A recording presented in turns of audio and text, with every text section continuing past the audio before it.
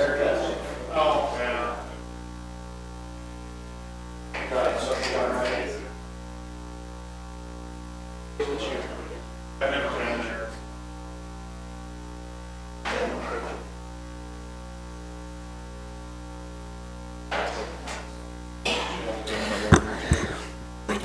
You lowered my chair. Oh, you did, just me.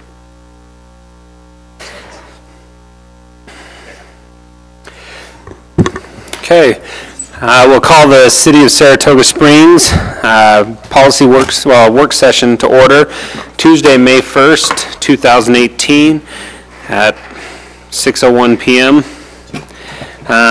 Public Safety Facility. Mayor and Council, thank you very much. We're really excited to be bringing you something on this. We're going to turn the time over to Owen and Scott to kind of walk you through the conversation. We have a couple renderings that we'd like to get some feedback on before we get too far down the path. And so with that, we'll turn it to Owen and Scott for our conversation. Thanks. Mayor, Council, thank you.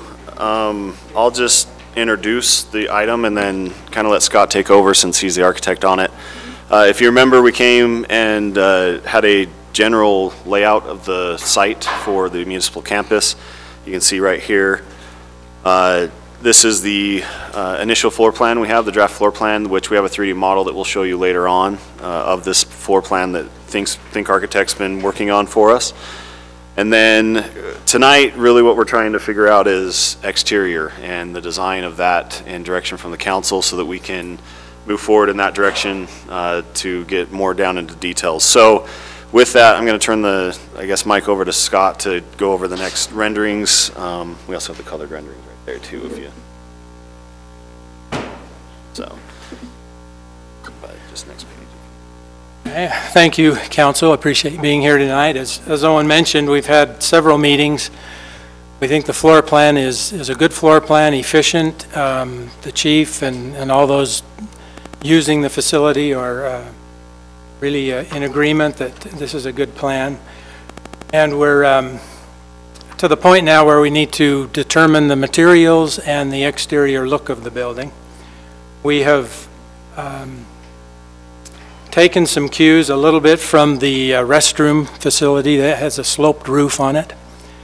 Not that it determined the whole building outline, but this is scheme one. Basically the materials you're seeing here, and the color renderings I think help show that a little bit better, but a lot of brick and then some metal panels to accent that. This particular scheme has what I call light monitors, which are these sloped elements here and here.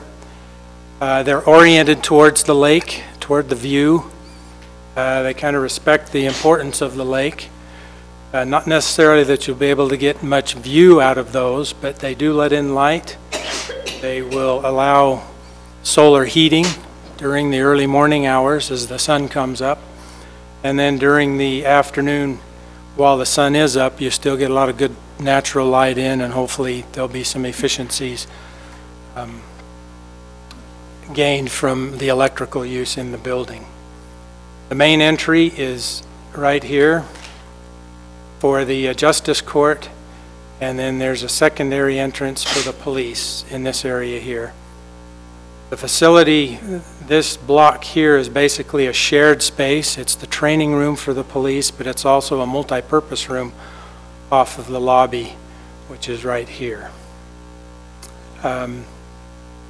Again, the outline of the building, we felt strongly that the sloped roofs are very unique. They can also generate long-range, long-term look for the rest of the site. You know, for the City Hall and Library that are planned on this site. At this point, I can go to the scheme 2. It's fairly similar. It's a little bit more traditional, I would call it. We still have the 3 volumes, the police, the training area, and then the lobby. The light monitor here is actually over the courtroom.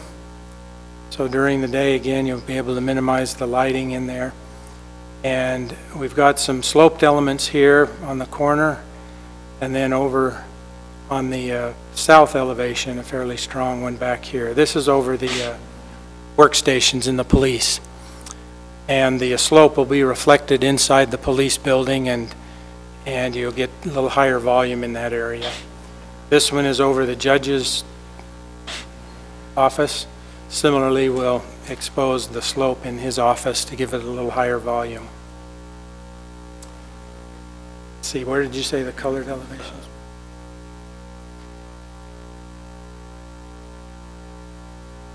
The colors are hard to show. Depends on the resolution of the computer, the monitor. Typically, I brought some hard copies that I think show a little bit better, even from the ones you maybe have, really the colors we're looking at. Really the only way to know the colors is to get the materials and present kind of a color board and get the actual samples. We've shown a brown, natural kind of earth tone brick. Brick is here, and then the metal panels are here. The dark areas are, of course, windows. And moving to the other elevation, scheme 2, again, very similar. The brick is the major element on the building, and then the metal panels.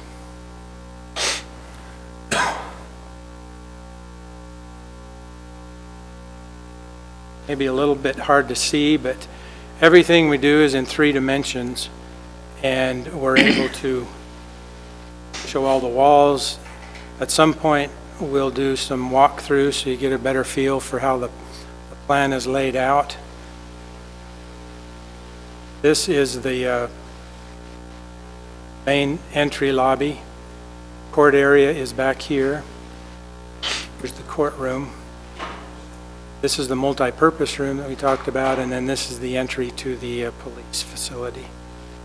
Got the Sally Port back here, and then basically the police offices and support facilities back in this area.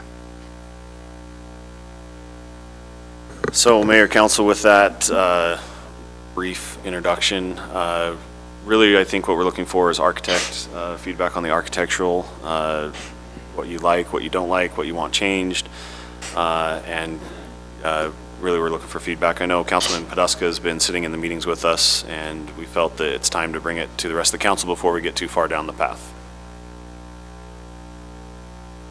Anybody have comments to start? Councilwoman Barch? I'll start.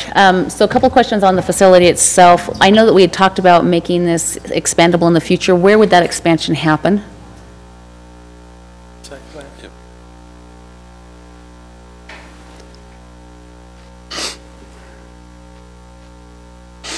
This one right here.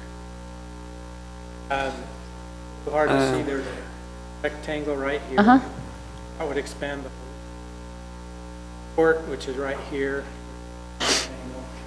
Basically double the size of the court. Okay, great. Excellent. So along those lines, I assume things like, for example, right now there's only one kennel there, and if we had multiple dogs being brought in at the same time, and I assume this is kennel for our police dogs, not for animal control dogs, right? But we don't generally, I don't think, put them in the same kennel if they're both in there at once. And I don't know where Chief's at, so I don't know procedure, but. Oh, shucks. He won't be here tonight. Okay. But I will say, those are kind of things that we've contemplated. I mean, typically, if they're going to be in the office for just a short time period, They'll just leave them in the car. they just leave them in the car. Both dogs do train together, but they wouldn't just put them in the same kennel together. Right.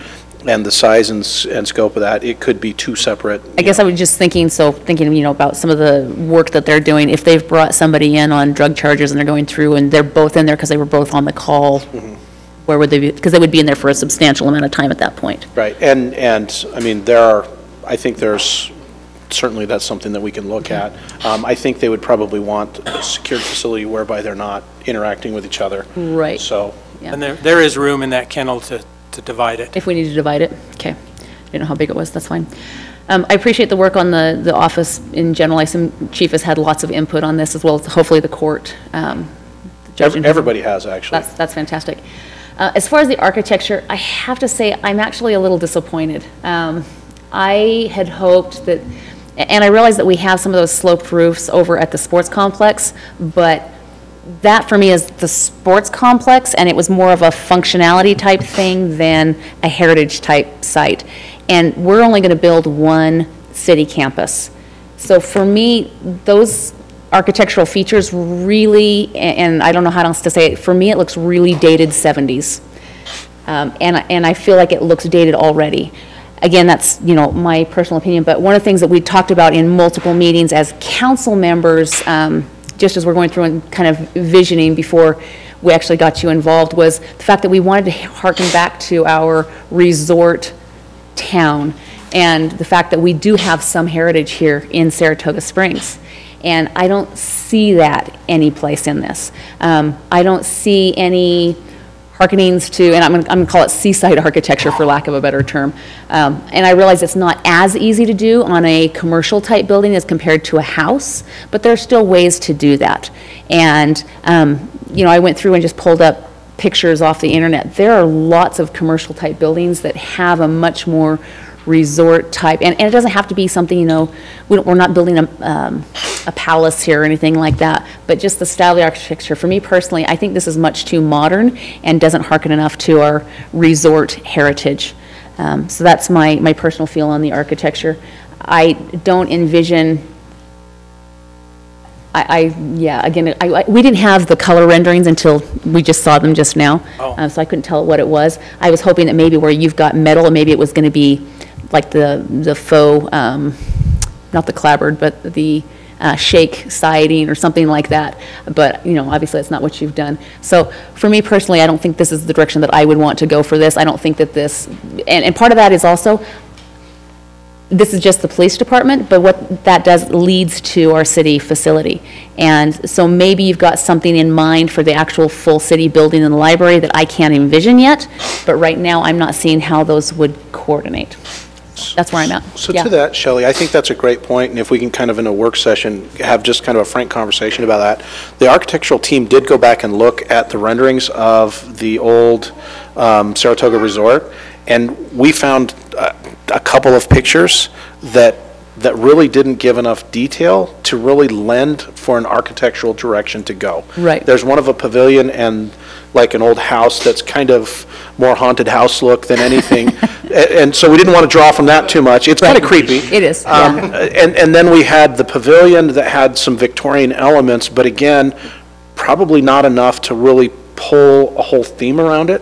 And so, Scott, why don't you spend a second and talk a little bit about some of the things that you kind of unearthed as you were doing that?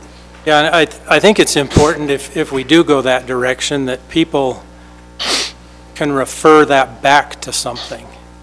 And unfortunately, we did not find any photos or images or anything that people could say, wow, I remember when that look was here, when that was there. I think you're maybe speaking about something different than that. It sounds like. Well, I guess there's a difference between the physical buildings that were here, which changed over time as it flooded and burned down multiple times. But I think it also speaks to the general attitude, and also it harkens back to why we were named Saratoga Springs, which was after Saratoga Springs, New York. And if you look at some of their civic buildings, they're much more resort styled, seaside looking, those kinds of things. And that's one of the things that we're trying to build on here, is we're trying to build on the fact that we have this incredible lake, and at times better than others, but we have this amazing lake here for recreation and for the residents to take advantage of. And we're going to be building a marina not very far from this. That is, we've already got one in the south end, and we've got a private one not very far from here as well. But there's also going to be a large north marina as well. And that's kind of our goal, is to remind people why they moved here. They moved here for the lake, they moved here for the mountains, they moved here for that recreation opportunity close to home with their families. So that's kind of what I would like to have, is that feeling in our building as we're moving forward. And I don't see that here.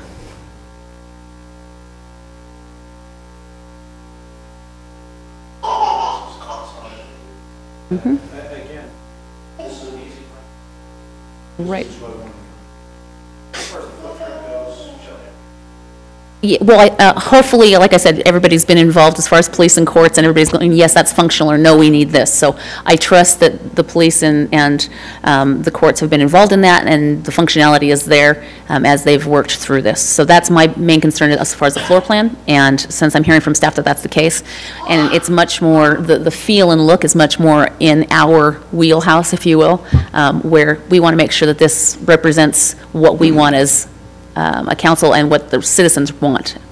Not that, you know, the functionality is the functionality, but the, I guess, architecture, the look, yeah. That's it. Thank you. Councilman Wilden? Thanks. I won't comment on the outside of it. I wasn't elected for my ability to make things look good. So, other than the mayor, that's You're my hairstylist.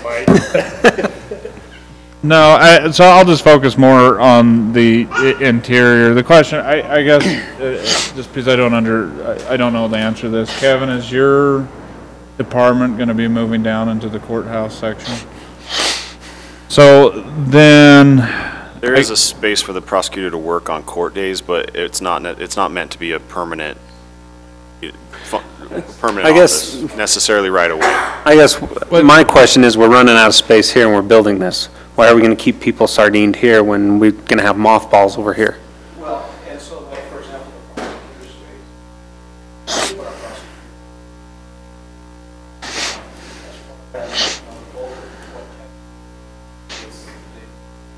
so Those types of meetings. so how many like staff do we have in the courthouse? I'm counting 1, 2, 3, 9 workstations, including offices. It's just, if it's just for them, it seems like an awful lot. So if the plan is just to move them down, I don't know how it'd work, but that just seems, for a part-time court, an awful lot of space. So we took a look at a part-time court of where we are today, which is probably, you know, 1 full-time employee and then 4 part-time employees of different capacities. What we're looking at, Stephen, is we're taking a look at another city comparable, same size, and we took a look at the court space they needed for their staff to run a municipal court, kind of like what we do, and we've taken those things into consideration to say, okay, you know, we're gonna have this space. We're not gonna outfit all of it. We're not gonna use all those offices, but we're gonna build it once and then, you know, equip it when it's time to do that and kind of grow into that space over time. And then we have room to add another courtroom onto it. So right now, we're operating 1 court, you know, pretty much every Friday. That will increase until it's going 5 days a week, and then at that point, that's when we say, okay, we need to add another courtroom onto that, and that could be multiple judges, you know, that would occupy those times and spaces. So, and I appreciate that we're forward-looking on that. I guess my suggestion would be we also look at, as it's forward-looking, look at if we can utilize that space with existing staff. You know, Sure. I'm not telling Kevin you need to move buildings, that was just an idea. But we might as well, since we're so cramped in here, use that space until you need a second courthouse and that type of thing. Yeah, and we certainly could look at that. I mean, there's Ace Court, there is our hearings officer, there's some other things that would also use that space. One thing that we have to be very careful of is we can't put the prosecutor inside the space of the court or inside the space of the police department, because functionally they need to keep somewhat a separation of their duties and responsibilities. So for example, if the police are investigating a crime, to have the prosecutor housed in their world, it kind of takes away their judicial independence. And why are we to say- building the courthouse attached? Pardon? Why are we building the courthouse attached if the prosecutor's not working with the police to prosecute the crimes? Well, it's not inside their office space, so I guess. explain. What I was saying is if Kevin's group doesn't make sense, I would prefer to have someone go in there. I was just using your group as an example, just attorneys or something like that. And similar on the police offices, I know it's for full build out if they're not gonna all be used, and I guess we're getting outside of the building aspect, but. great idea, and we can actually look at that, and we're happy to utilize that space as well as we can in the interim. No problem. That's it. I just had a question to piggyback off Wilden's. So, 2 things. One with the break room. I see the break room for the courthouse. I did not see one on the police side, and it seems odd that would have them It's over by the crime lab. Yeah. I thought I saw one earlier, but I didn't see it. I see it, oh, right there. Yep. Okay, the other question is, the judges' chambers. I mean, they're 221 square feet for what, they take a nap, hang up their robe, look at a few things. I mean, I'm just looking, I mean, we've been able to do without them here. You bet. I mean, the police chief's here meeting with his guys every day of the week, and his is only 144 square feet.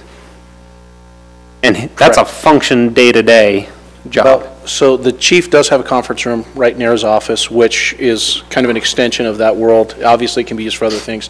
The judge, again, you're thinking of the judge in today's context, and in today's world, it makes sense that a judge can share this office space on Fridays.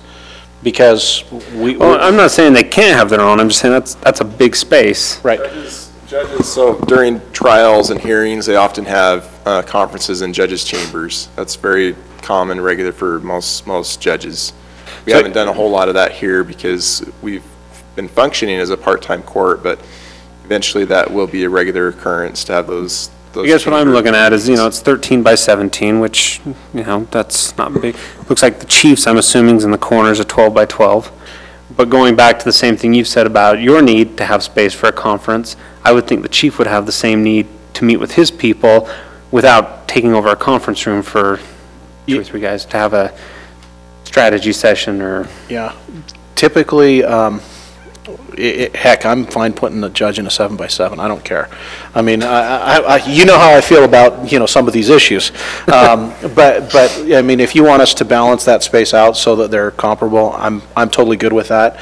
We took, kind of a dimension concept from other layouts and other spaces. As far as chief's office, I wasn't part of any of those conversations. Isn't his office the 12 by 18 though? Yeah, it's the 12 by 18. So it's the same square footage as it's right by off the the main exercise entrance? room, up the top. Right there. We didn't put names Next to on, the gym. we didn't put names on this specifically at my direction, because I didn't want people coming to me saying, great, I'm moving into my office, when that's a decision that's going to get made later, and I didn't want to create an expectation of, hey, there's going to be all these empty offices, so we're all getting our own offices. No, you're not. We're not equipping them. I just know in the space downstairs, they use it for conferences without having to take over a whole conference room for 3 or 4 guys. Yeah, and I don't remember the square footage for downstairs. Okay. And there is room in his 12 by office to 18. have a Okay. 4-person conference. Can I add something? Mayor? Yeah. When you're saying not equip them, when we come back much further down the stage with pricing and stuff like that, I'd like to see the pricing of equipping all of them to accommodate, like, I know it wouldn't be the chief's favorite, but until they grow into it, I think it needs to be usable space for others so that we don't jump to city offices when we have space here or other things like that. So it's, if that makes sense. So like when we get to the pricing, like a menu of things like we've done on other things. Yep, it's great idea. Okay. Councilman Porter?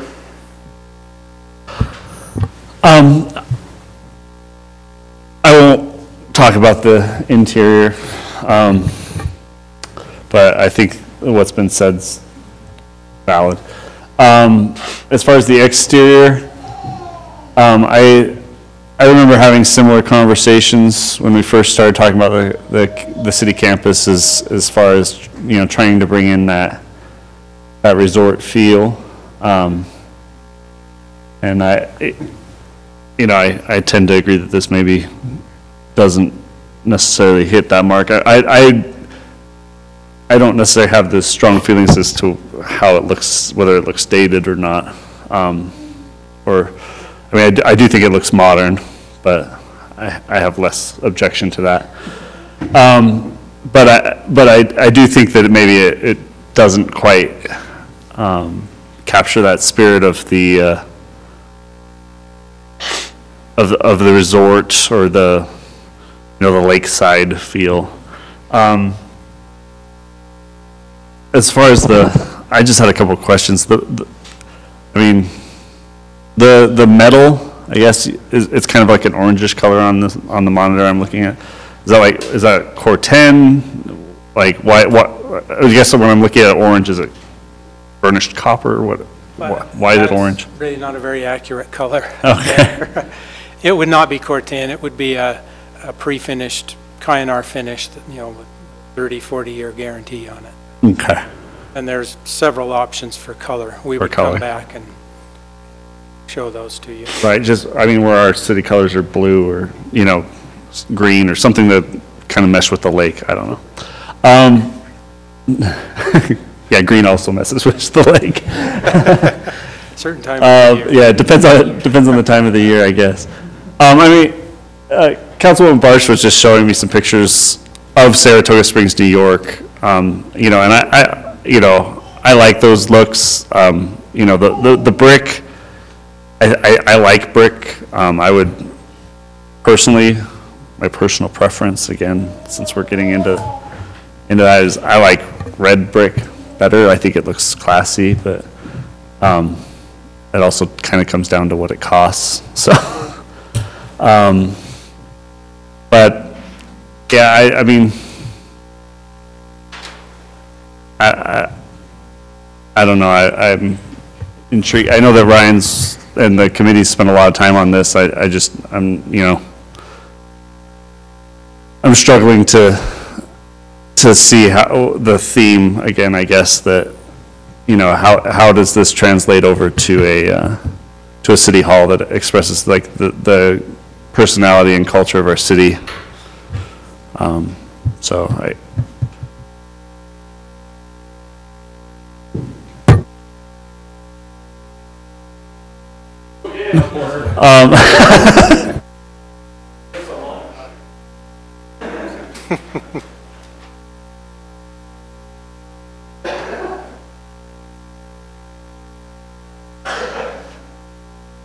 Okay.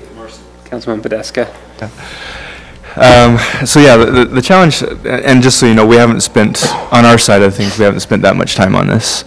And so I guess the challenge has been, you know, we've all talked about resort style seaside, but is that northeastern? Is that Florida? Because Florida's look is more modern, whereas, you know, if we're looking at northeastern, it's going to be, you know, Cape Cod-ish type of look. And so yeah, going off of those, you know, historical images of Saratoga Springs, that is pretty tough. You know, we can't, you know, we're going to be like a Bates Motel type of complex. And so that's the question is, like, you know, when we're looking at resort style, I mean, we all agree with those terminologies, but as far as the vision of that, what does that actually look, as far as to get that kind of look that we're looking for? Is it like a San Diego type of resort style, and that's the direction I think Scott's looking for from us, is that. Can I show you a couple of pictures? Can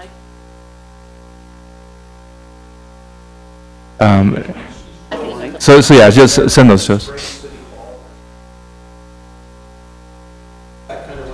that was one of the ones. That was one of the ones I pulled up. I think it looks nice. Yeah, there's another one that's actually it's actually their train depot that looks really also, but it's got a little bit more of the awnings to it. It's got more of, so like forgot my microphone. I love how you are trying to bring the light into the interior. I think that's phenomenal. But you can do it with, instead of being, you know, like a angle or just a straight square, do it with some of those curved edges, soften it up a little bit. So for me personally, because I keep thinking back to Saratoga Springs, New York, which is the original heritage for why we're Saratoga Springs. So I guess I'm thinking more northeaster than Florida, because that's not, anyway, what I was thinking of. Okay. But there's that one, yeah, so there's the Saratoga Springs, that one. There's the, their firehouse is like red brick with kind of some granite arches and columns. They've got another building that's actually a hotel, but again, it's got kind of more of the columns and the overhangs and things like that to it. So I think that's great. That's kind of where the whole council.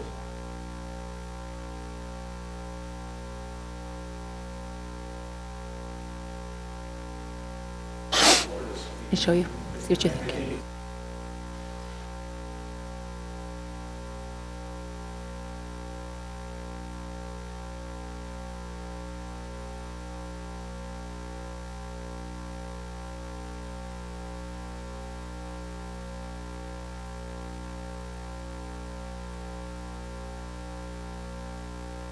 I know it's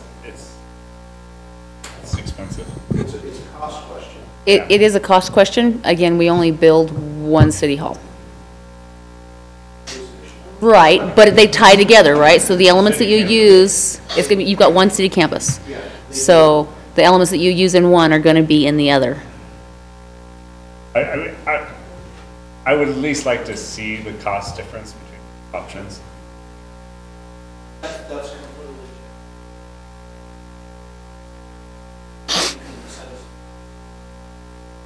Yep, I'll see. If there's any problem.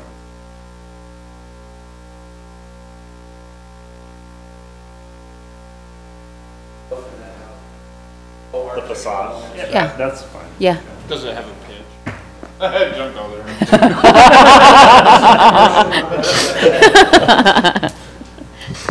Okay. What do you do with?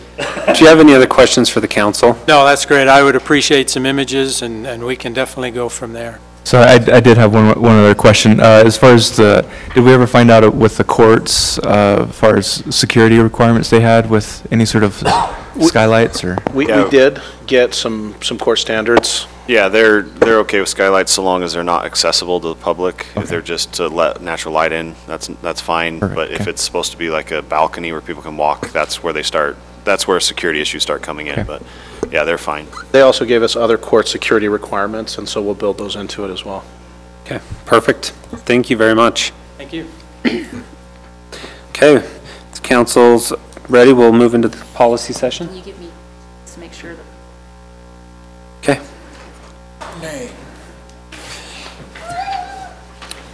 Start that timer, Owen. Just kidding.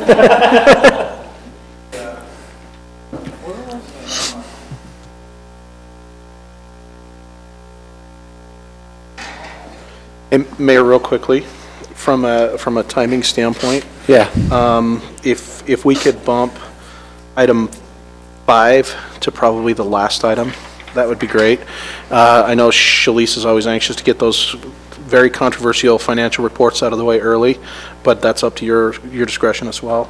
And then also, we've got Golden Lux here as well, and so in keeping with that theme of moving commercial to the front, if you want, you can kind of play with that however you so choose. Okay, making a Picasso out of this.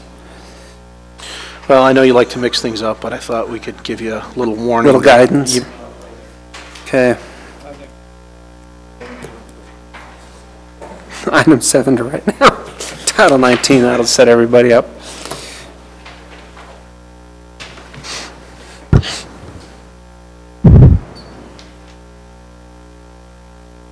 Okay. So let's.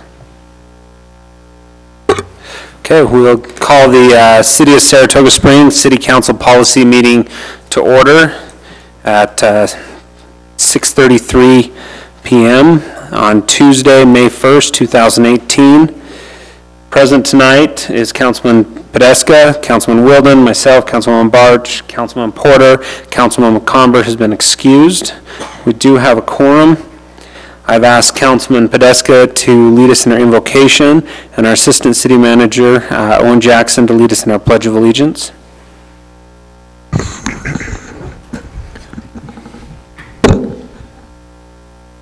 Dear Heavenly Father, we thank Thee for this opportunity to meet together as a city. Grateful for these facilities that we're able to meet in. Grateful for all the staff and volunteers that help make this city run, for all the wonderful residents that we have to create this great community. We ask for Thy Spirit to be with us during this meeting, that we may be able to communicate clearly, be able to get through the topics quickly, and be able to make those decisions that will best represent our city and help us to grow in a proper manner. And we're grateful for this beautiful place we have to live. Please help us to continue down a path that will ultimately benefit all those that live here. We say these things in the name of Thy Son, Jesus Christ. Amen. Amen. Will the audience please rise?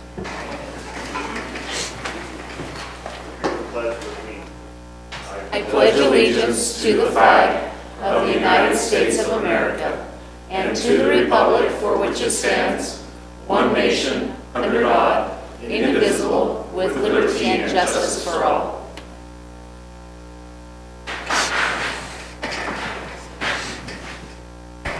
Okay, we have a presentation for the Lego Service Club. Councilwoman Barch. Thank you, Mayor.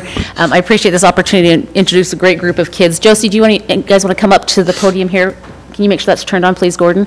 So this is our Lego Service Club group, part of them anyway, and they have a phenomenal project that they've been able to present. And so, Josie, can you introduce you guys and then also just tell us a little bit about your project and what you're trying to do? Okay. So we are the first LEGO League team, #Sensei Nation. We have been doing First LEGO League, or FLO, this is our 3rd year as most of a group.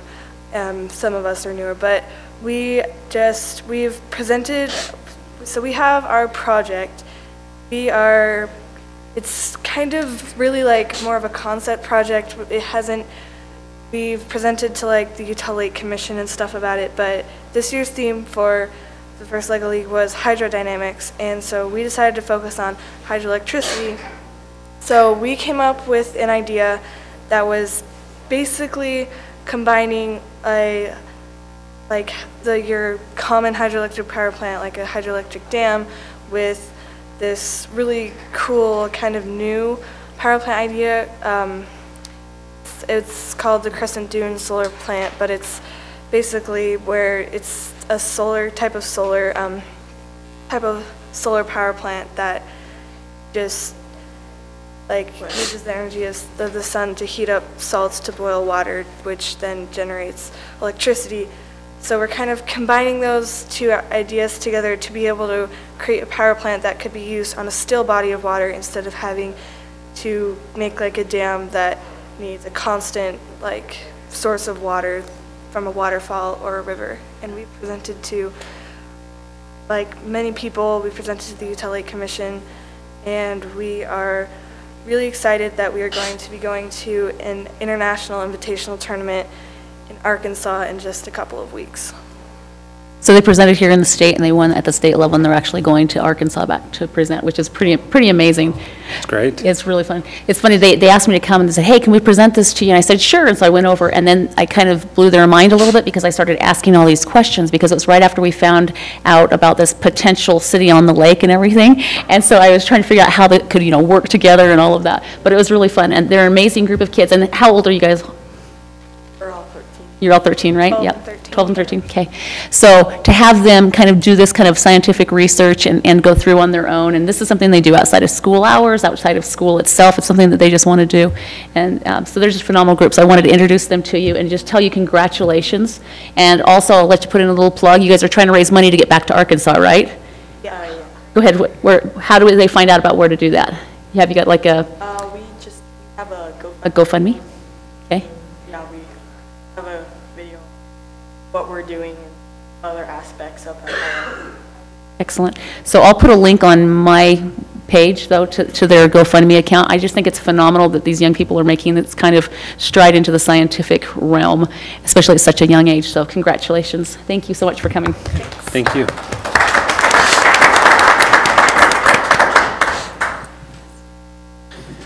Okay, we have a presentation for a plaque for appreciation of service to former Planning Commissioner Hayden Williamson.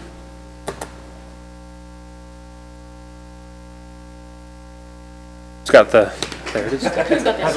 Somewhere. Just to say, we would have done this sooner, but I found out that all these things. Until I got the correct number from Kirk on the planning commission, we got it organized. Thank you so much for your service. You in the city. Hayden is leaving because he decided to move from us. Decided to move, yeah. But thank Where you was for your running the service. city? Thank you very much. Thanks. Thanks.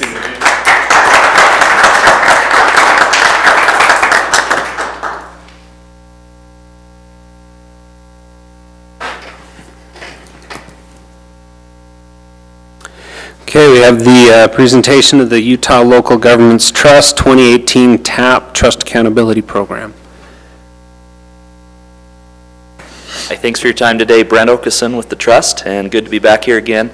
The city, again, has taken part in a program that we have to help manage risk and help prevent losses. And for those that don't know, we're an insurance mutual here in the state that insures over 500 entities in the state, and Saratoga Springs being one of those that we partner with. So we appreciate your partnership there. But again, they've done this program called the Trust Accountability Program that has several requirements in it that allow a city to put things in place to prevent losses and claims. There's about 8 or 9 different requirements in there to go through. And again, the city has qualified to do that. Allison Cowder did a great job, as well as Mark and Owen, in making these things happen and putting policies in place, having procedures going on, and safety committee meetings and things like that. And we really appreciate the partnership there. So I'm here to present the award today for 2017 on this accountability program for the city. I'd like to congratulate everybody for that. With this comes some good things. There's a check that we sent out on the 20th of April for, where's the amount? $6,260, which is 5% of your liability premium. So we give that back as an incentive there. And also, you've done it now 3 times in a row, 3 years in a row, and so you qualify for a 4.5% discount on your work comp premium as well at the next renewal. So again, congratulations, great job to the city, and we appreciate everybody's help in doing that. So I'll leave this award with you today. Okay, thank you. Thank you.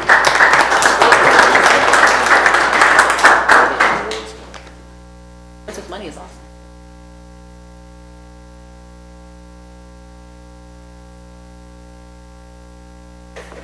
Thank you very much, and we value the relationship we have with the Trust and the great training programs we've got. Just as kind of a quick update for the council, we had our supervisor training today, and the whole focus of today's training meeting for all of the supervisors throughout the city was the safety measures that we've been implementing throughout the city, as well as future things that we could do to continue to improve our safety records and make our community even better and a more safe workplace. So it was probably one of the better roundtable discussions we've had with our supervisors, and I was thrilled to see the level of detail and the level of emphasis that the departments across the city are putting in on safety measures and things of that nature. So it is something that's really, I think, a great step in the right direction for us. Thanks. Thank you. Okay, public input. Time has been set aside for the public to express ideas, concerns, and comments. Please limit your comments to 3 minutes. Please avoid repetitive comments. Please be respectful in your comments. Owen Jackson will keep time for us. If you're here for the public hearings on the tentative budget or Pirelli Meadows, please hold your comments for the public hearing. Is anybody here for public input at this time? Okay. You'd state your name and address for the record.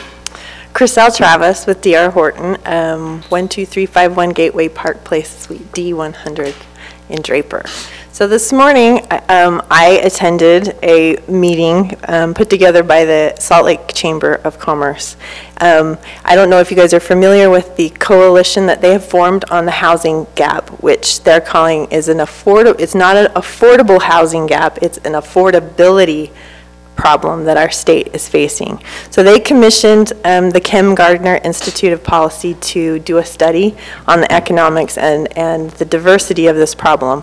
It was a very good meeting. I picked up a brochure for each one of you because it is a statewide problem. Just because the Salt Lake City Chamber is doing it, they don't want you to think that this is just a Salt Lake problem or a Salt Lake County problem. They looked at everything along the Wasatch Front and in our housing market. And it's not just a housing problem. It's going to take business, education, everybody to solve this. We're headed for a market like California is what they're projecting. And those are the numbers and the information that's been presented in this report. And they want the help of people just like you to help solve this problem in creative thinking and policy building and helping us bridge that gap. So these are not people that have to live in low-income housing. These are people that have jobs and can qualify or could qualify if there was a product and a development out there that could provide an affordable housing solution. And with interest rates on the rise and other things that are coming down the pipe, the tariffs, the other things, it really is a whole economic problem in the economic development for a city and our state. And if we choose to make and be proactive now, we can head that crisis off before it happens. And we can be the leader. We're not the only state facing this. There's maps in here that'll show you that it's pretty much the western region of our country. But we have the opportunity with people such as you and us and the community to be the stage setter and make the precedents and show them how to be proactive and solve this before it happens. So I thank you for your time, and I'll leave this for you guys. Thank you. Thank you. Anybody else here for public input at this time? Seeing no other public input, I will close the public input. We'll go on to reports. Just a reminder, Splash is coming up in a month, and thank you to the volunteers who are already putting in countless hours to get ready for Splash. Look at the city webpage. Public relations will be getting information out on the events and activities, and you can start planning to attend. Council, do you have reports? I guess not a report, but more of a request. I know the mayor's brought this up in the past, just looking at some technology or equipment around the speaking system here and stuff. And I think I have the worst microphone. I'm not known to be a quiet talker, and no one on YouTube can hear me unless I literally eat this microphone. Not literally, but I have to stick it in my mouth, pretty much. See, I have to get really, really uncomfortably close. So, sorry, I'm just using this as an example. If we could actually work on the technology, that's a request I've had for 4 years now, so. Okay. Did I make my point? We can get you a set of kissy lips on it. Councilman Porter? Okay. Councilwoman Barge? Had the opportunity to attend the Utah Leagues of Cities and Towns Convention down in St. George. Councilman Podolsky was there as well as some of our staff members. We also talked about the affordability gap, and that is a big concern, and the legislature is pushing on that pretty hard as we all know. And as we've seen over the last legislative session, I imagine it's only going to get more so. So the only other thing is just a reminder that Westlake graduation is coming up. Mayor, I know I attended. You weren't able to last year. Just a heads up, I will be there anyway, so if you need me to be there, I will be there. Perfect. Okay. And anything from staff or administration this time, Mark? No, we will have need for a closed session this evening. Okay. Try and make that brief. Thank you. Otherwise, we just look forward to the rest of this meeting. You almost choked on that. Sorry, let me speak closer. Yes.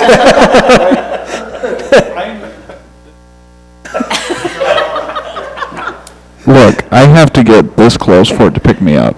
Jess isn't here, so don't choke on it. In all seriousness, though, we brought this up, I have for 4 years, on the technology. Let's put together a proposal and bring a budget on what it'll look like. What it'll look like. Is that better? To Councilman Wilden's point, I think especially when we're remote, it's really difficult to actually participate in the meeting. And so for me, that's the focus that I would like to see, is making it easier for those of us who are having to call in to participate. Might be time to stop being analog and go digital. Okay. But don't we also have the request from YouTube watchers? Sorry, put it up closer. Don't we also have the YouTube watchers wanting to be able to see our screens in addition to seeing all of us? Seeing the developer when they talk, yes. Yeah. Okay, anyways, Mark, if staff could get something and bring it back to the council, that would be much appreciated sooner than later. Assignment's been made. Okay. Public hearings. We're going to move item 2 to item first for the fiscal year 2018-2019 tentative budget, Resolution R18-24. Mayor, City Council, this is the budget you have pretty much seen for the last few months, with one exception. We have added a building inspector 3.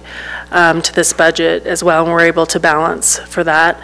So other than that, we just ask that, staff's asked that you approve the resolution to set the public hearing and to approve the tentative budget. Mayor, I do have one additional item, so if you had a question, go ahead. Oh, I was just going to comment, I had a chance to meet with the building department. We're adding another inspector. Mark, our inspectors currently are doing about double the average of inspections. They haven't complained or fallen behind, but we're burning them out and the building keeps going. I mean, we even switched water and it didn't slow it down. So anyways, this addition for the council's information, the building department didn't complain, but it was interesting to find out our guys are doing about double the average for inspectors in the state and keeping up and doing a good job. So the one item that was brought up to us at the League of Cities and Towns last week is that the state has passed along an unfunded mandate of about $45,500 roughly from the homelessness issue. Rather than address it as a state, the legislature has decided to pass along a portion of that bill to cities along all throughout Utah to help fund the homeless shelter issues up in Salt Lake and some of the other larger cities. And so our proportionate share is a reduction of our sales tax distribution of this $45,000 and some change. And so one of the questions that I would pose to you as a council is, how would you like us to address that? Some communities along the Wasatch Front and throughout the state will be passing that along as part of a tax increase to basically push back on the state and say no more unfunded mandates. You need to be responsible for making decisions that are statewide issues rather than balance your budget on the back of municipalities. We would like some direction from you all as to how you feel about this.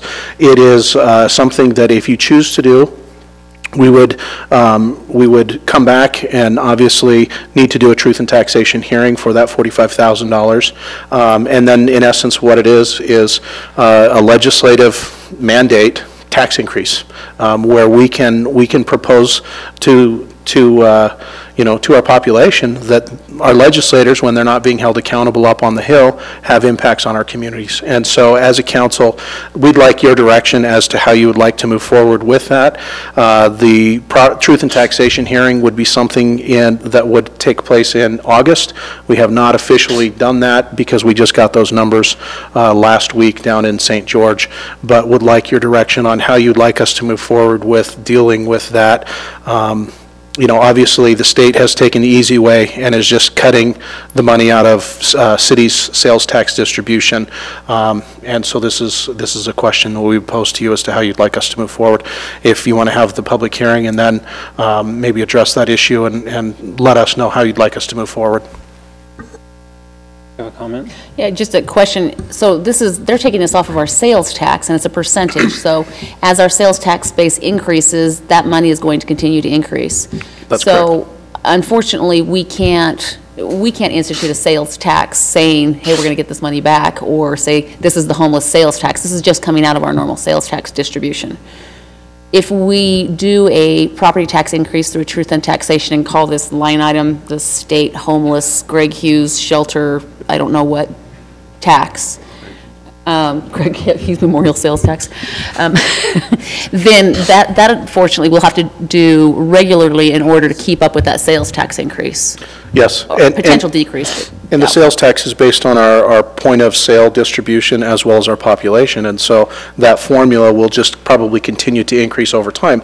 The problem is they're taking it off the top, and so from a financial standpoint on our side, the only way that we can try and get that money back is by raising taxes somewhere else. So if we held a public hearing, would anybody from the state show up, or would they? I think we'd be out of town on trips in Switzerland to check out railways. This is one of those great questions, and I want to give credit where credit is due to our state representative and state senator. They've been good to us. They've been good to work with us. But the legislature, I believe, because of the majority leadership, shove this issue down our throats.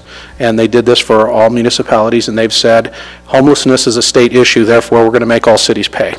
That's how they address the issue, rather than addressing this by funding this from, state revenues and from state surpluses. Instead, they took and said, hey, we're going to take this from cities. So, this is the fundamental challenge of how do we want to allocate this expense. And it's a policy direction that we need you to give us some feedback on. Well, I was just disappointed that, I wasn't ecstatic about their attempts to tie this to affordable housing and things like that, but that seemed to at least have something to do with the issue. If we weren't providing affordable housing, then we were therefore contributing to the problem in their minds. However, just taking a slice of our sales tax, I think, is a somewhat cowardly approach, so that they can basically do things with our money even though they're not having to appropriate it. So I share some of the concerns here. It just becomes this, we're going to be eternally chasing the tail on this, because if we raise property taxes as the population grows, we're never going to keep up with what the state's taking to fund this.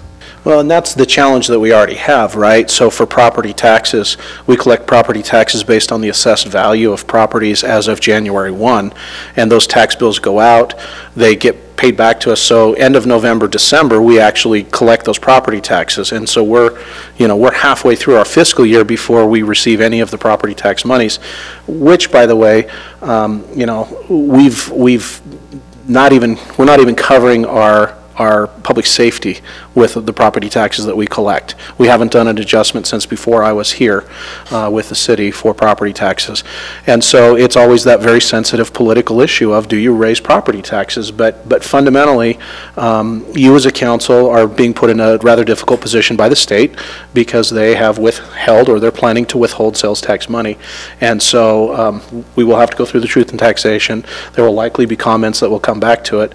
But again, do you want to absorb that impact, or do you want to, in kind, send a message back to the legislature saying, don't just send us unfunded mandates? Well, and I guess my take is, if it was just the 45,500, I would say maybe we try and absorb it, but it's going to continually grow.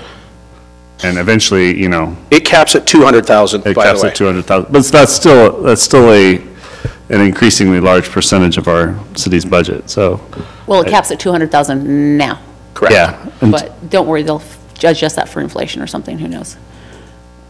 Index it. The percentage will remain the same. I guess that's true. For now? No, my microphone is not on. There we go. Yeah. What I said for those, the percentage for those on YouTube, the percentage stays the same, but the dollar amount goes up and proportionate with the overall revenue. Well, and the ironic thing is that in reality, this actually makes housing, I realize it's only going to be, you figured out how much a year extra? I think it was like $6. It was like $6 a year, which, isn't a lot in and of itself, but it's kind of it's a steady creep.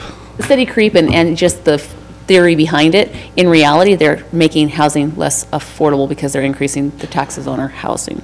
So personally, I'd like to see it, back on them again, and maybe we can still work towards getting it back at a state level, and then we could take that off. But we need to be able to, it is an unfunded mandate, and we need to be able to hold them accountable, I think.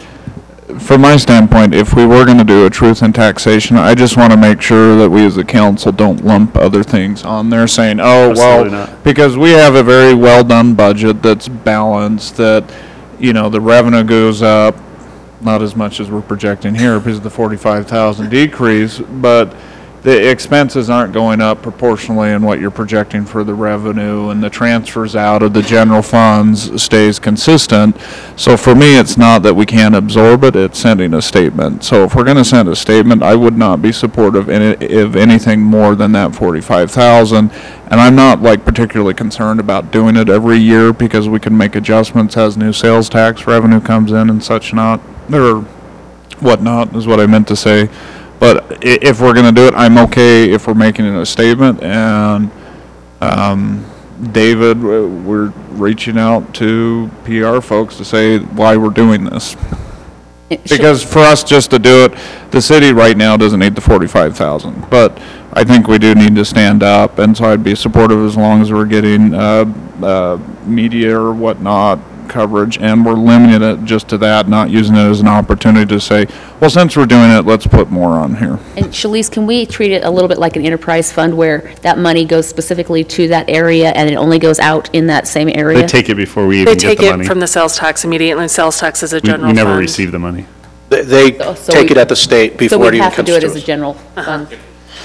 But But can we show that within our general fund as We here's the sales can, tax outgo? I could do an adjustment to show that it hits an expense line almost and net it from the revenue. I think that would be nice to see. So again, this is an election year, and typically I try and stay way out of politics, but fundamentally, this is the question that you as a council need to ask our legislators is, why are you doing an unfunded mandate on municipalities when this is a statewide issue, and there's statewide revenues, and there's surpluses throughout the state, and yet you're passing this cost on, and you're basically just taking from us in a Robin Hood fashion.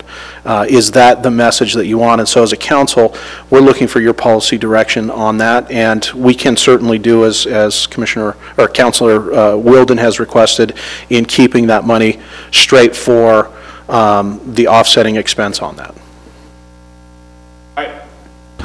I'm comfortable with that as long as, limited to that amount, and we make it abundantly clear to the public through various channels of why we're doing this. And I don't want to set a policy, we're just going to do this every year. I'd support that as well. I want to see it though on the property tax. Like I know Alpine School District has several different line items on the property tax. I want a specific line item Accused tax. on the property tax. For that, okay. So the number is 45,404, and so that's what we'll set our truth and taxation hearing for. Now, with that, I'm happy to turn it over to a public hearing. Perfect. We'll open the public hearing. Please be respectful of your comments. Please keep your comments to 3 minutes. Please avoid repetitive comments and state your name and address for the record. Is anybody here for the public hearing on the fiscal year 2018-2019 tentative budget? Okay, seeing none, I will close the public hearing on the tentative budget. Is there any further discussion from the council? Okay, then I will entertain a motion. I'll move that we approve the fiscal year 2018-2019 tentative budget resolution R1824 dated today. Second. If we could get a clarification, including a property tax increase to offset the homeless fund. Amending to include a property tax increase solely to cover the unfunded mandate passed on from the state to us for Homeless shelters. for the homeless shelters. Thank you. Amended second. Okay, I have a first from Councilman Wilden, a second from Councilman Podeska. Any further discussion on the motion? Podeska? Aye. Wilden? Aye. Porter? Aye. Barch? Aye. Motion passes. Okay, the Pirelli Meadows, Saratoga Springs, Lehigh Boundary Adjustment, Ordinance 18-8. Explanation or just? Nope. I mean, you've seen this Okay. before, and this is the final action before we proceed with filing all the requisite paper with the Lieutenant Governor's office. I haven't heard from Lehigh as far as when they're going to adopt the resolution, so we'll wait obviously until they pass their, I should say the ordinance. Okay. I will open the public hearing for the Pirelli Meadows, Saratoga Springs, Lehigh Boundary Adjustment, Ordinance 18-8. Please be respectful in your comments. Please limit your comments to 3 minutes. Please avoid repetitive comments. Please state your name and address for the record. Is anybody here for the public hearing on the Pirelli Meadows? Okay, seeing none, I will close the public hearing. Is there any discussion from the council on this?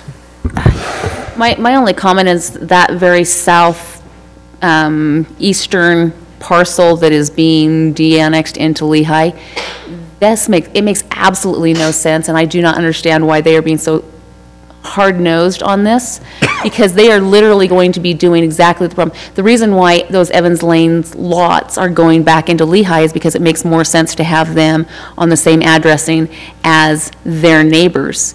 And yet here with this southeastern lot, they're going to be having on that east-west road, this is going to be the only lot that's a Lehigh address, the only one. Everybody else is going to be Saratoga Springs.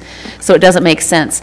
I don't know how, Mark, because I don't really see that they have frontage, and I don't know once it's into Lehigh how we can do this, how we can talk to them about this or whatever, but there's no, from what I can see, there's no frontage on Evans Road, but they need to have their address off of Evans Road so that it remains a Lehigh, so that it makes sense. And I don't know how to do that, especially once we release it to them. So Kevin, when does Lehigh have this queued up? You said that you don't have a date affirmative, is that correct? I don't know for sure, but they did pass their resolution the same time that we did, which means they might have a week longer to actually pass the ordinance. I'm not sure if Marcus had a conversation. I did pass on that information, that request that we add that, or we keep that one lot in Saratoga Springs because of those issues that you mentioned. I didn't hear anything back. I wasn't the one that was negotiating it. The interlocal agreement that you signed back in, what was it?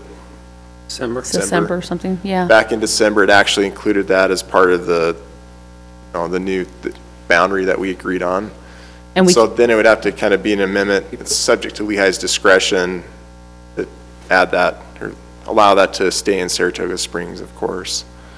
Is there any way that once it's in Lehigh, we can force it to be off their address off of Evans Lane instead of being off of our East West Road, just for consistency of addressing? So if they're going to be in Lehigh, they're going to be off of Evans and not off of the Saratoga Springs Road? I don't think we can force that, but we could certainly have Jess speak with their fire chief and make a really strong recommendation that be the case for, for emergency response personnel. That would be my concern, is that... Absolutely.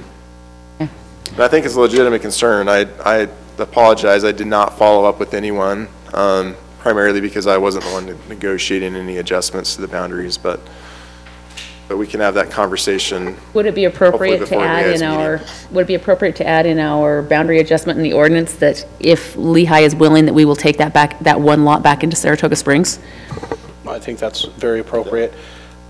I'm fine with it as long as it's like conditional. I just don't want to hold it up for this one. I don't disagree with your point. So if we say if they're willing to do it, we'll take it. If not, then just move forward. Like, I'm fine with that. Yeah, and I think that's fine. I think that it makes more sense that way to have it back in Saratoga Springs. But again, I don't want to hold it up either. I don't think. We've worked too long and too hard on getting this taken care of to mess with it at this point. Okay. Okay. There's no further discussion. I'll entertain a motion. I'll move that we approve the Saratoga Springs Lehigh Boundary Adjustment Ordinance 18-8 dated today, with the note that we would be willing to take that southeast parcel, and Kevin, perhaps you can figure out which lot that is for the actual motion, so that that can come back into Saratoga Springs if they would be amenable to doing that for public safety of addressing. That didn't make any sense. So that we might mitigate public safety issues with addressing. There we go. Okay, I have a first from Councilwoman Barch. I'll second. I have a second from Councilman Podeska. Any further discussion on the motion? Okay, Councilwoman Barch. Aye. Wilden. Aye. Podeska. Aye. Porter. Aye. Motion passes unanimously. Okay, business item. I'm going to move business item number 4 up to the first, the Golden Lux site plan.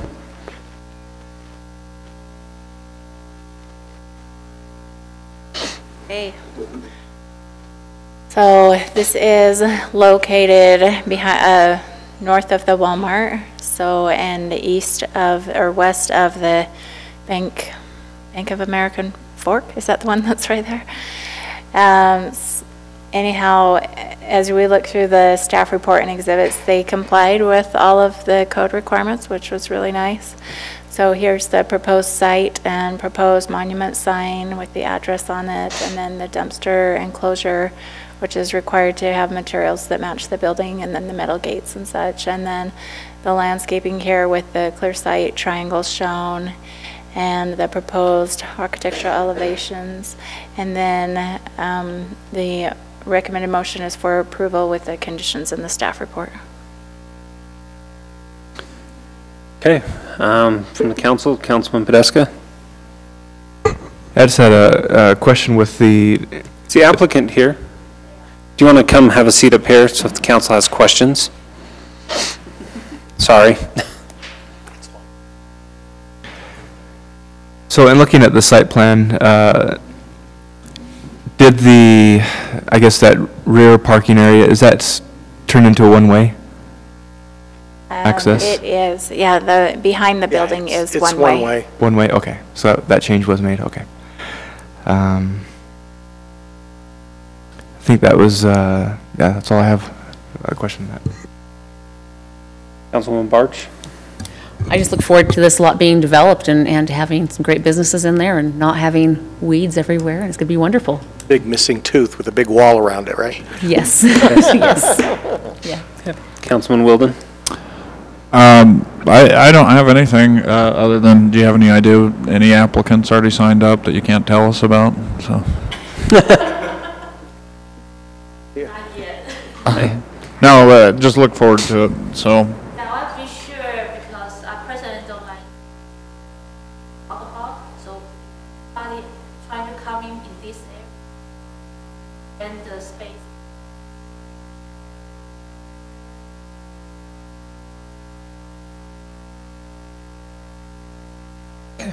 Thank you. Okay, Councilman Porter? No, sounds great, and I look forward to seeing it start. Okay. With that, I'll entertain a motion. That was kind of painless.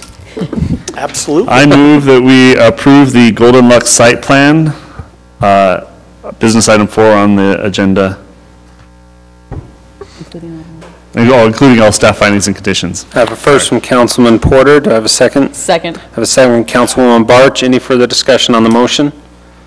Okay. Roll call. Councilwoman Barch? Aye. Wilden? Aye. Porter? Aye. Podeska? Aye. Motion passes unanimously. Thank you. Thank you. When do you plan on breaking ground? As soon as we get a permit, Okay. which we're submitting tomorrow. So Perfect. Okay. Okay, we'll go to the Fox Hollow Neighborhood 10, Phase 2, final plat. Okay. So the preliminary plat was approved previously, and there were some, sorry, where is it? I think it's before that, actually. So I think, yeah. We'll get there. Okay, here we go. So right here in Fox Hollow, so neighborhood 10, phase 1 is under construction.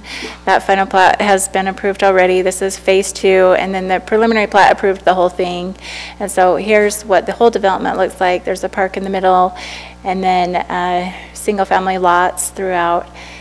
And then what we're seeing here is phase 2. There is a modification from phase 1, so you can see the intersection, the one closest to Redwood Road, that goes through to Wildlife Boulevard. However, that had to change due to the steepness of Wildlife Boulevard. So because they do still have 2 access points and they can comply with the code without having that third one, what we've done is just end that short of a connection so that we aren't interfering with grades. And then what I have in here is just, and this isn't in your staff report, so just on the end there, it just needed to be a little bit longer to access something related to storm drain. So there is a recommended motion for approval with the findings and conditions in the staff report. Councilwoman Barch? Just a couple of questions. Why is it that the road width changes from 56 to 62 on that dead 102, 34, 35, 36, 37, and 38? So that's a good question. They did it to make that a little bit more, you know, if a car were to pull in there and park on the side of the road, easier to turn around and get out and things like that. So they didn't have to do that, but they were willing to do that to make it easier to get in and out of that stub. Particularly regarding fire access. So the only other comment that I have on that is it's all 5 of those lots shrink. But my other concern, shape of is very obvious. If I'm reading it correctly on that, on the Peregrine frontage, they only have 16.73 feet, which is not even wide enough for a drive. So obviously, that would necessitate not a problem with the dead end, but their driveway coming off of Hawks instead of off. Right, that's what they'd have to do, right.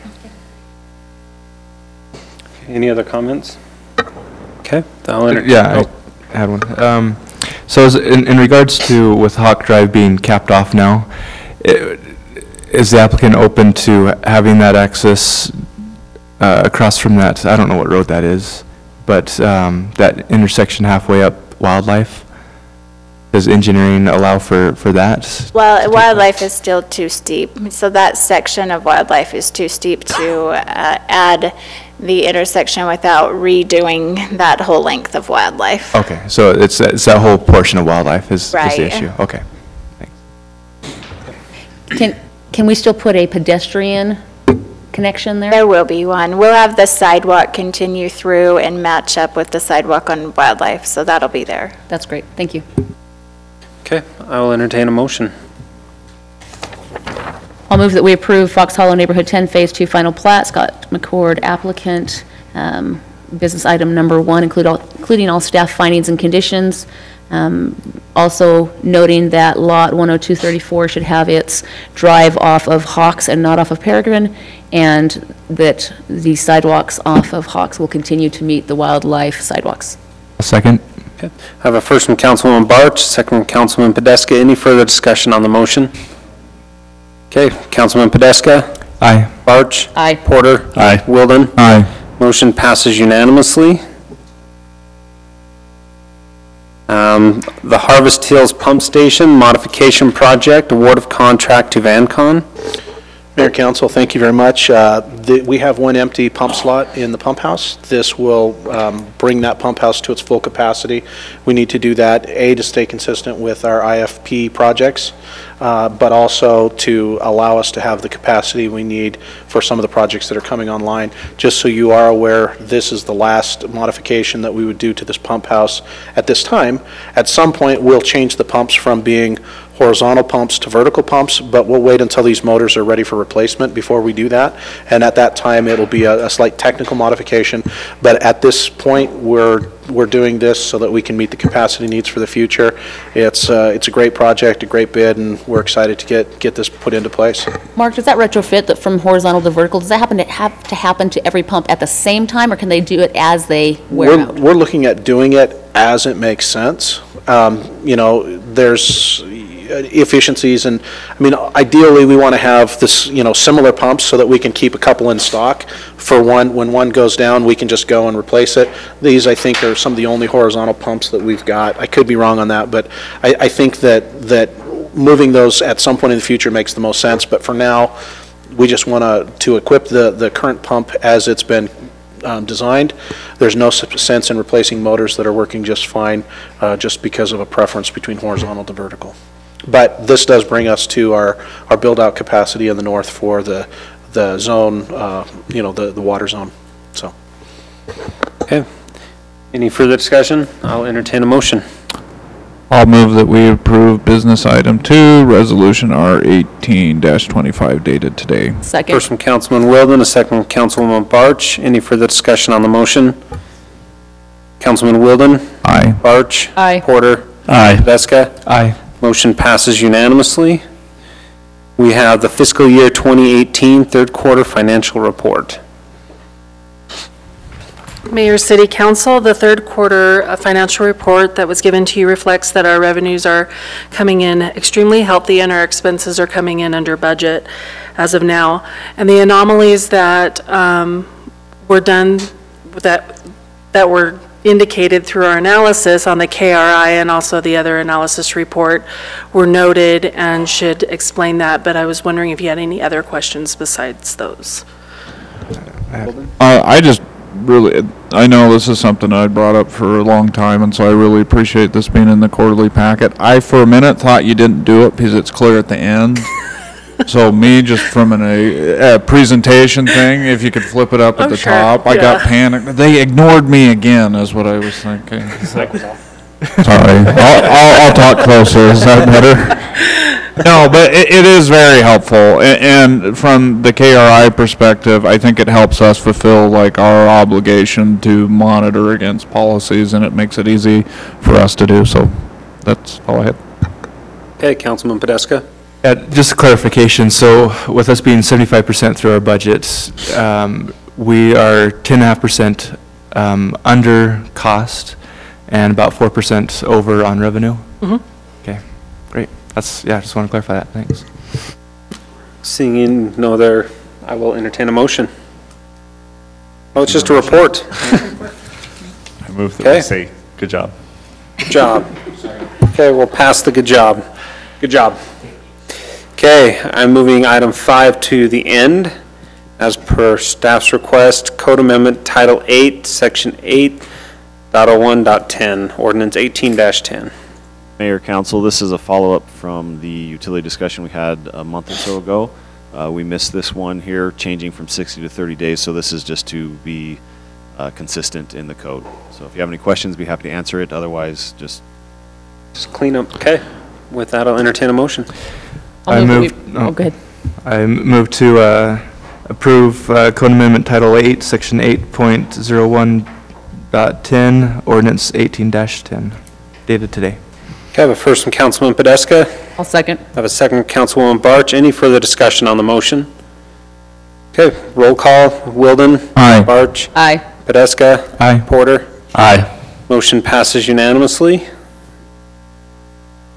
We have the Code Amendment, Title 19, Section 1904, Ordinance 18-11, continued from 417-18. Hello. All right. So, as you'll recall, at your last meeting, you talked about Title 19, specifically amendments to Title 19.04 to create a new zone. It was great to have such specific direction. What I did is I sent a memo around to all of you just after the meeting and asked if I caught everything. And I just heard back from a couple of you, and that had to do with the name, and we can talk about that in a little bit. So this is just, again, a summary of the code. You all know that. So some of the direction that you gave from on the 17th was to make some modifications back to having setbacks and minimum lot sizes and those kinds of things in the table summary that deals with standards.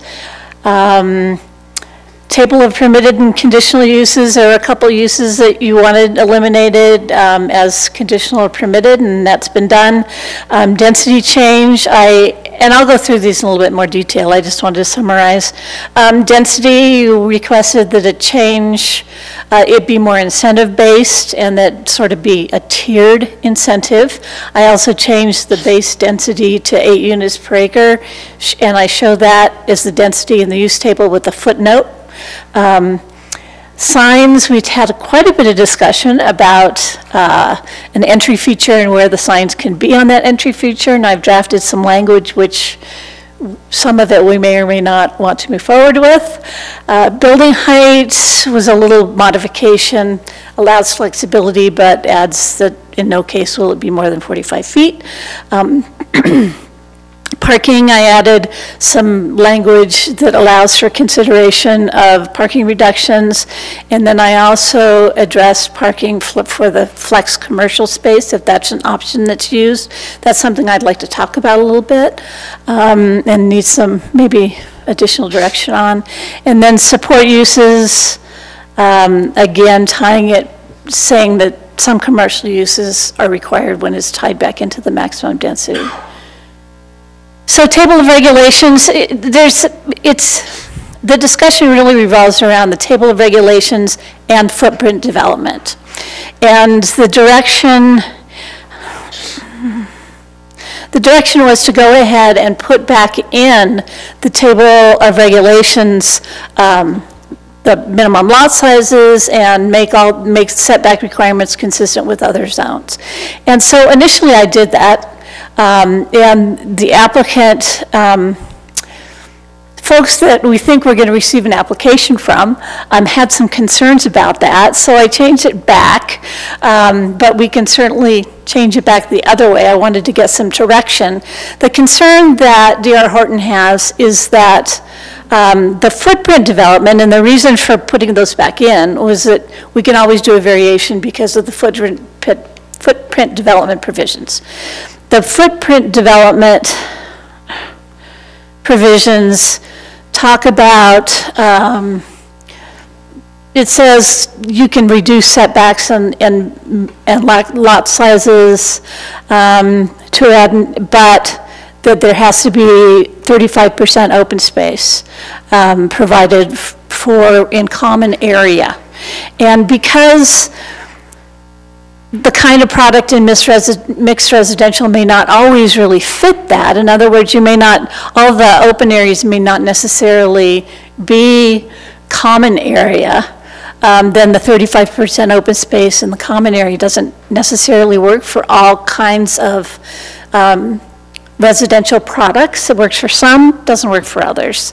And so what I'd like to have is a little bit of discussion with you about footprint without the 35% open space versus taking out setbacks in the standards code. And so I will want some direction on that.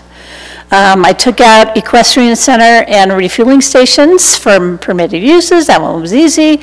Density, Councilperson Wilden, so I put in some language and I brought it up here. I don't know if it works, but it's what I came up with, indicating that it's 8 units and you can have an increase up to 12, and it talks about an increase of 2 units if the neighborhood plan contains opportunities for neighborhood commercial uses, and then an increase in 2 units if it's adjacent to existing transit, and then open space. I thought there was an open space in there too. Yeah, C is open space, and the numbering is probably off.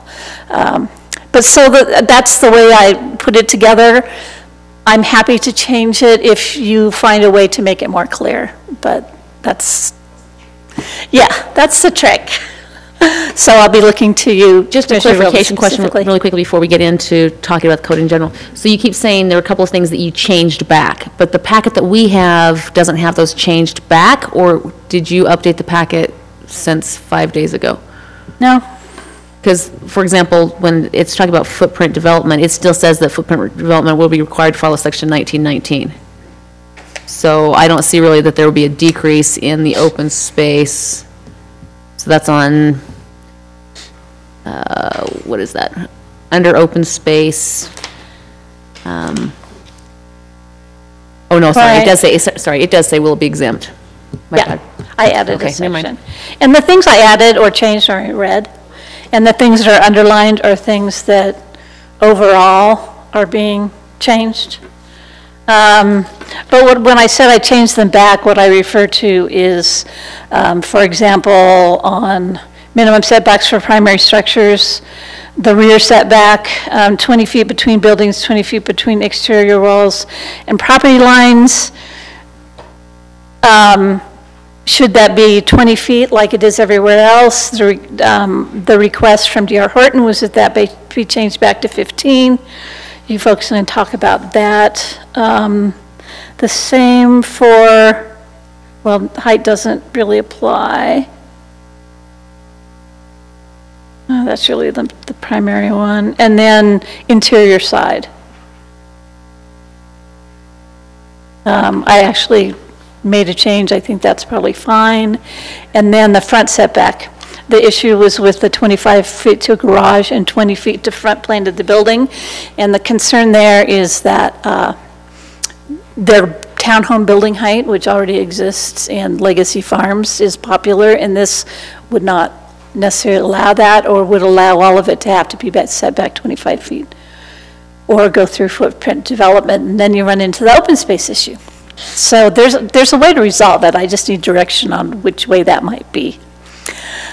Signs and architectural features, you gave me really clear direction about having maximum of 45 feet for the feature, that no signs can be 7.5 feet or 10 feet, depending on how many units are being proposed, consistent with 1918.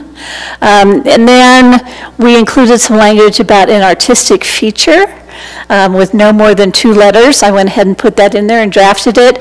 That's not necessary, apparently, from what I hear now. So that might be something that you want to consider taking out. Why is everyone looking at me for that? Okay, sitting here, I realized it was a stupid idea, so. Well, it wasn't, but, you know. I can call myself stupid, it's fine. Yeah, they fix things. So, and then parking, and again, this is not just for this project that D.R. Horton is doing. We have to think of the bigger picture. Parking, I added some language that allows for some flexibility, but takes out all the, all the sort of intent statement stuff. And then I included a section that talks about the flex space, and that if flex space is used, so they put 2 parking spaces in front. That's something that I'd like you to talk about a little bit. The current D.R. Horton has a concern with that. We talked about 1 or 2 spaces. I put in 2, maybe 1 makes more sense. Maybe there's another way to deal with it. So that's something that I think will warrant some discussion, but I did add that in. And then support commercial, again, I indicated that it's required if you want to get up to 12 units per acre, and I discussed the flex space option.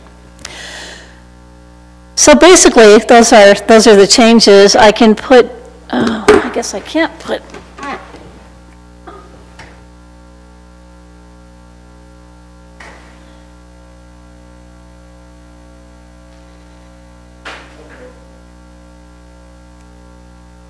too much sense. Okay. 2.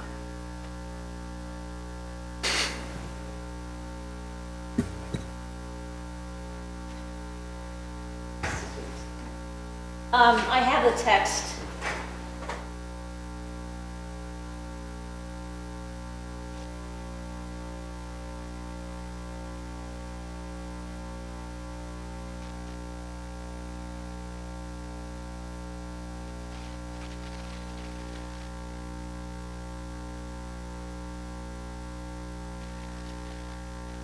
As we talk through this, I have the actual text that we can look at. The other thing is the name. And this is one of those microphone not working and picking up things. I went back and looked at the YouTube, and I could not tell what the conclusion was. That's because I'm not sure we actually came to one. I'm not sure we did. I think everybody maybe thought you did, but in different ways. So I will need some direction on that. Mark, that's another plug for new mics. Thanks, Mayor.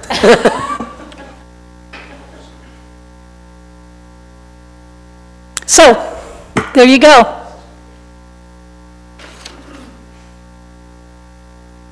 I don't know if you want to go through the items one by one or just talk. Okay. Chew on his mic, 1 or 2. I wouldn't say itching to talk, per se.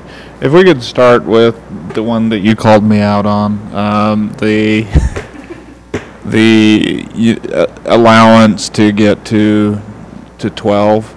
I think conceptually, I like what's there. I think I would be okay approving that section.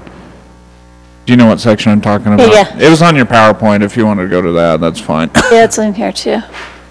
The only thing I would ask is if we approve this, I would like us to look at it again to provide a little bit more granularity sometime in the future, and I don't think we're going to solve that, meaning like some guidelines around how much open space. So if they're required, whatever the percentage is, 15, well, we gave you 15.2% or something like that. We qualify for it.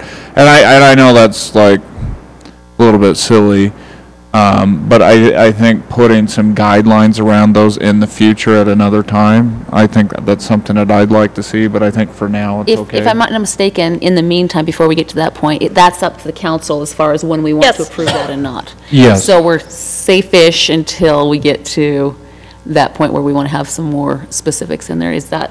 Yes, it's totally your that's why I'm discretion. okay with it right now. I mean, the reality is, the council sets the code, so someone could change it in the future. So I'm thinking for the next, 4 years, if someone comes, it's like, look, we're not even really going to consider this unless it's 5% more, whatever, But that's just something for a future edition, if that makes sense. Absolutely.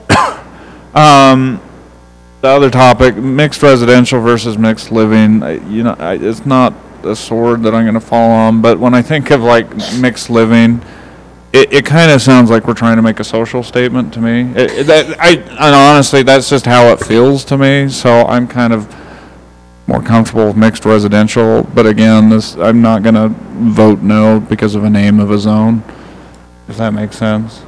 What were some of the other issues? For change, not issues necessarily, but changes. The use on the standards table, whether or not to leave them more open leave them per neighborhood plan or more open, or to rely on footprint development, modify the footprint development. So standards. Maybe I can speak to that. I mean, as far as the distance on the driveway goes, I think that should stay in there just because we have issues with that everywhere. I mean, I read the letter and I get some of the points because if you always put things in a certain way, it can create redundant properties or those type of things. I would be comfortable if we set in there, hey, these are the standard setbacks and the council may approve, and I'm not going to say variance or exception, may approve modifications at the neighborhood commercial so that it gives... Neighborhood plan? Neighborhood plan. So having the standards in there, but not saying it's a variance, not saying it's an exception, because I always get those verbiages or those words incorrect at the city. I get it right at work, but not here. But saying, here's the standard, but we may approve modifications at the next level. I think that gives some flexibility versus using the footprint. Are we looking at doing the footprint and that type of thing? That's up to you. That's the question. Well, I guess I didn't totally understand your point saying are we doing, but I didn't follow that piece of the conversation. Councilperson Barch at the last meeting talked about the fact that it's okay to actually put in what the minimum setbacks are because they could always make modifications relying on the footprint development section, which makes sense, except there's that section that says it has to have 35 point something % common area and open space. And that's where the hitch is. So we either need to provide more flexibility in the standards table somehow, and we could put an asterisk and say, or, a six asterisk. You can use different symbols, but. Yeah, and say, subject to review and modification at the discretion of city council at the neighborhood plan level, or we could change the footprint. I guess from my standpoint, I mean, I get the point of the developer that it can provide a greater flexibility of how you group things and opportunities for open space. I mean, I would prefer not to make a modification to the footprint. Then it's like, hey, we now have a mixed residential 2.0. I mean, it just creates this whole other weird kind of set of codes. That's why I'd prefer just like, if it's a footprint, you're going to use the footprint standard, but have you know, at least the driveway setback spelled out, but then the others say, here is the typical standard starting point, but we may approve modifications. That way we don't have to go through a variance and stuff, and I may be the only one on that. Anyway, I've repeated myself 3 times on that. There was another section where you put in on parking, and we cut out a lot of things in there, and I thought that was good, but in the end it says i.e. closeness, or it doesn't say closeness, what does it say? Proximity to transit. Let's just take out the i.e. Like, I just don't like saying, for example. Okay.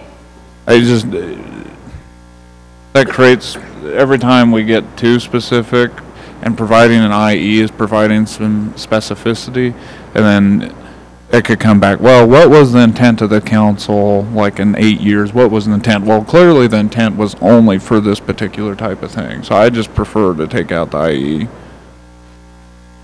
Wherever parking went.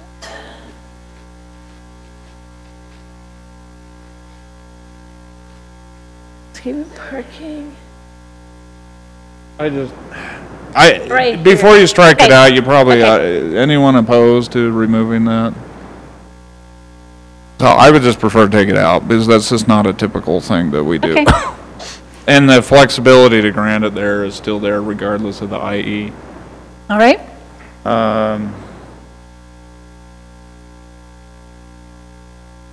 The number of parking spaces in front of flex space.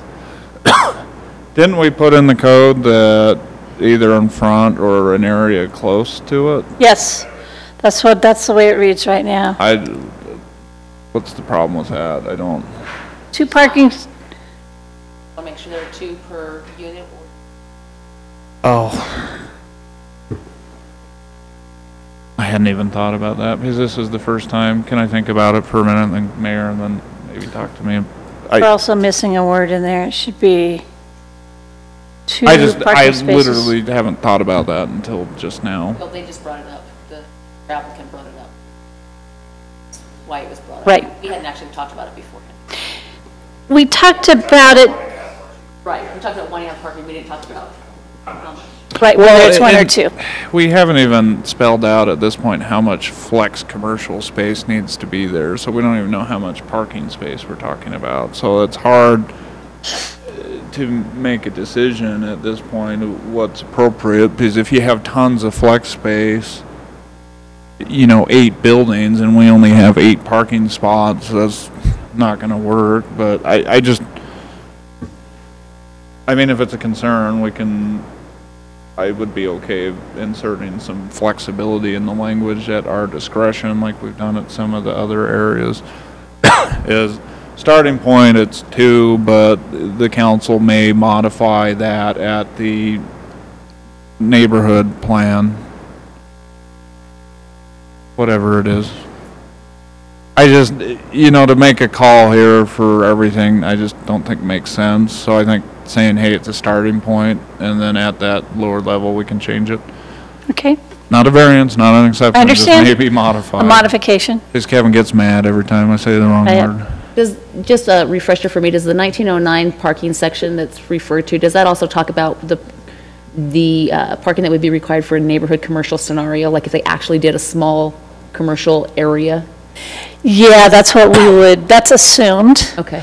I just want to make sure that I covers could the make commercial that- aspect, not just, Yeah, I can make that more clear. yes, I mean, I think it's fine as long as it's there. Yeah. The other thing, and maybe I'm alone, I know we talked about this last time, is providing an incentive if there's additional neighborhood commercial, but if a future developer, and I saw it's in there, but if a future developer comes in and he straddles a major road or something, are we opposed to allowing the option of regional commercial as well? I mean, it doesn't make sense here, but right now it very specifically says if they get neighborhood commercial, but Right. But if it straddles a major road, or it makes sense, it just gives more flexibility. I don't care, I do care, obviously, because I'm bringing it up, but. I see what you're saying, you were talking big box and stuff like Yeah, but if you straddled Pioneer, not Pioneer Crossing, but like Pony Express or Pioneer Crossing or whatever, maybe it makes sense. And hey, this was residential, but we're going to put a big box over here on this side. It just, whatever. So maybe some addition that said that regional commercial may be appropriate near major roadways or something like that, major arterials, or I don't know which we want to call them. But that would, wouldn't that, whatever. As I say, wouldn't they bring it back for a rezone at that point anyway? Yeah, so I'll just leave it. I'm overthinking it. Because we could just always rezone it for them if it came down. No, we don't want Home Depot to come, so, we're not going to do that. No, We'll start rumors. We do for those watching, the three that's watching on. But there is no application. Yes, there's no application. So do you want me to put something in? It would Just be- leave it the way. Okay, because it would be here in the support uses, but, okay. Was there any other items for discussion I need to touch on? I was trying to take notes beforehand, but there's just so many. Maximum height is not an issue. The architectural structure. You can remove 2 Okay. letters. Everyone else wants to. so Logo. it's fine. It's just if it's a architecture feature, it's not lighted or whatever, that's fine. Anything else? Nope. Okay, Councilwoman Barch? Okay, on the name, I like Councilman Wilden's comment that perhaps it becomes more of a statement rather than actually identifying what it is if we do the mixed living, that's fine. My only concern there is that I want to make sure then we're calling out flex space properly too, because flex space in most of the developing world and building world is talking about more of the commercially industrial, and it's talking about your unconditioned office warehouse versus your conditioned office space and retail space. So it really needs to be live work. That also then is very specific to call out to future tenants that they could have some small commercial next to them. So I'd really like to call it out as specifically live work in all those areas where it says flex space. Okay. Again, clarification, anytime we can clarify to future residents what possibly could be there, I think it's much better. Okay, makes sense. Okay. As far as the open space and footprint and all of that kind of stuff, so I guess I'm a little confused as to somewhat the whole purpose of both footprint and mixed living, mixed residential, we're going to call it mixed residential, right? Mixed residential, in that my understanding is that not only does really this is replacing the old PUD and the mixed use that didn't work, but really the old PUD where you could have that mix of housing types. And one of the things that happened is as you had densities that were squished in and concentrated together, then you had more open space that was left over. And so what I'm concerned about is that if we change the footprint development, that we're concentrating those densities, but you're not getting any of the open space that goes along with that concentration. So I'm kind of hesitant to do that. And I think we've done that a little bit in our code in general, where all of a sudden we keep decreasing the amount of open space that's required. And so I see a kind of a bad trend. You look at the developments that feel nice and friendly and community-oriented, and there's open space there.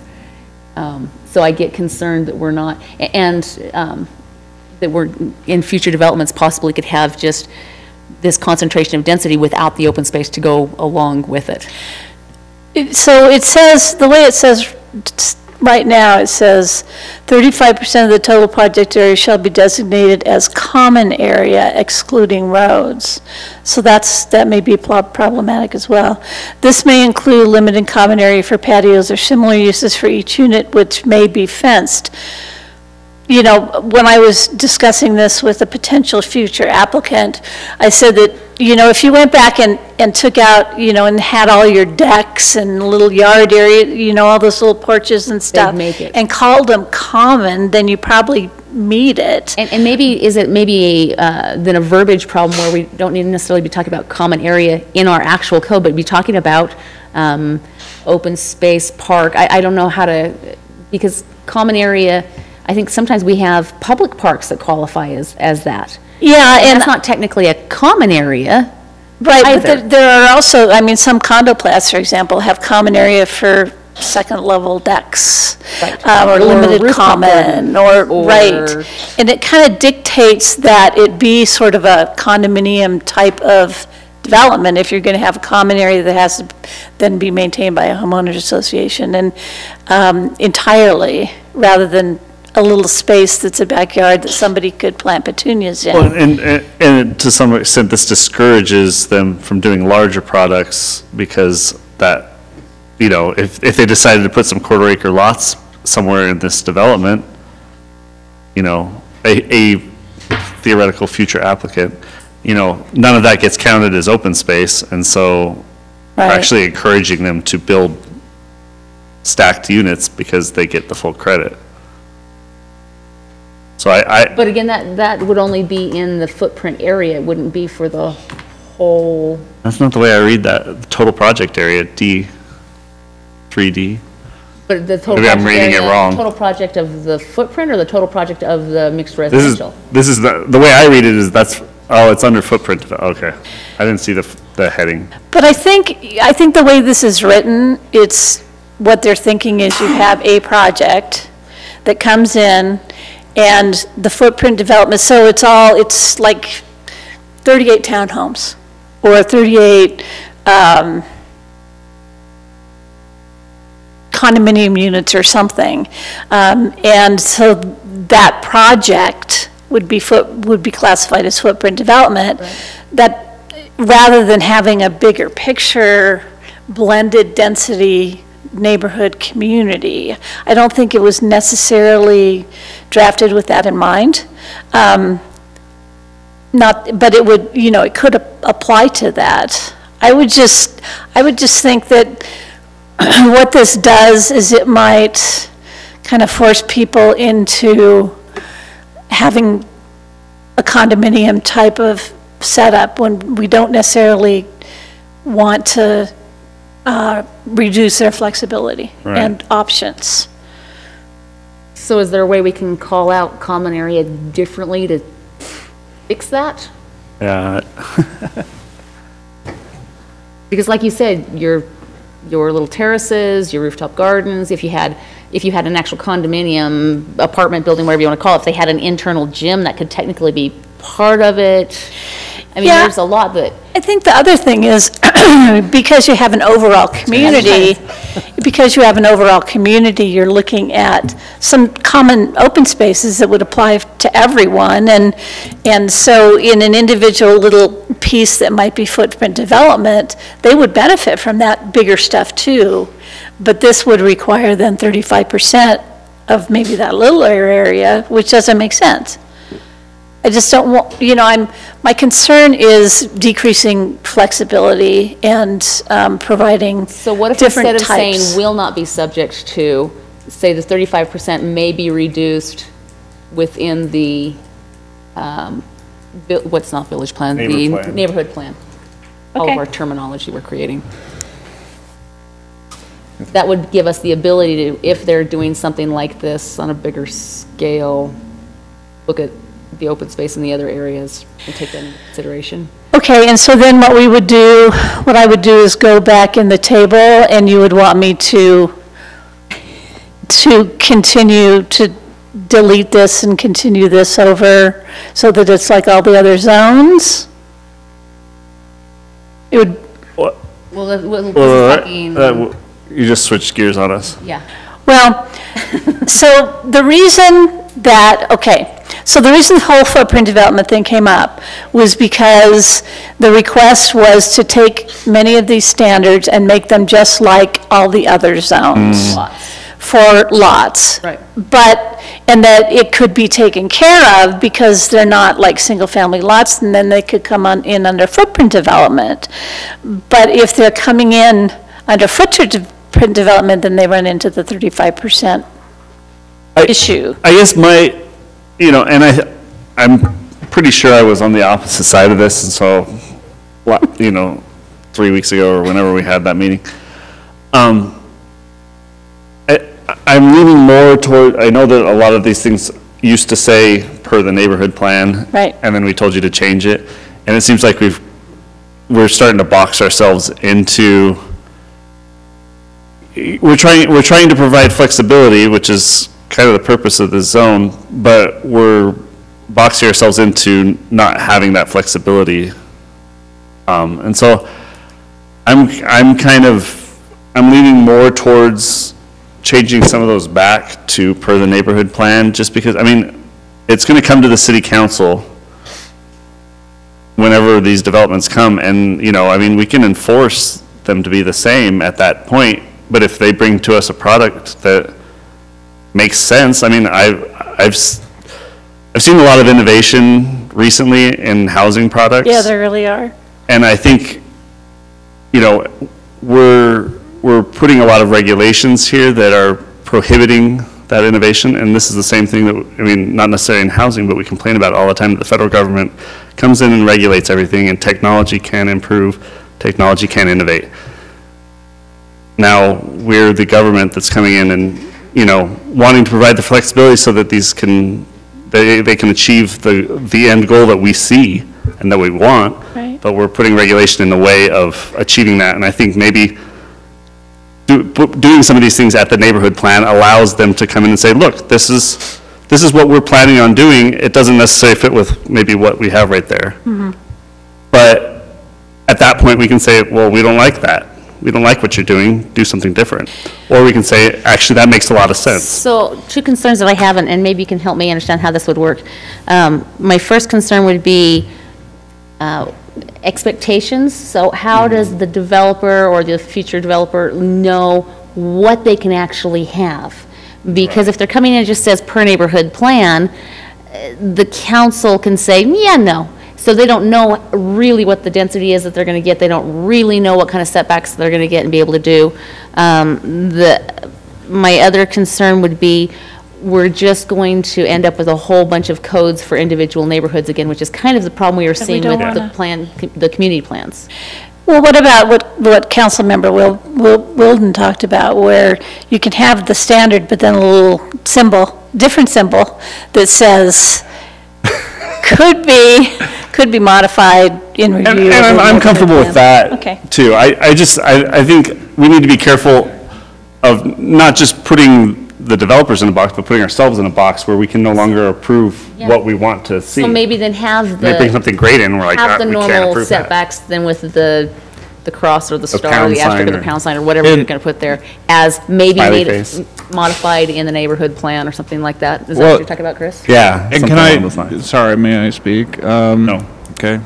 It's your turn. So. Actually, it's my Oh, turn. Shelley, can Yeah, I that's speak? okay. No, please. I like that because at least to Shelley's point, it gives the developers, hey, I know I can come in and get this, and I know maybe I can get more, but I'm going to need to provide a high-quality product or something like that. So at least gives a standard, meaning so they're not going to come in and get the whole world and put a whole bunch of cube apartments across the entire property.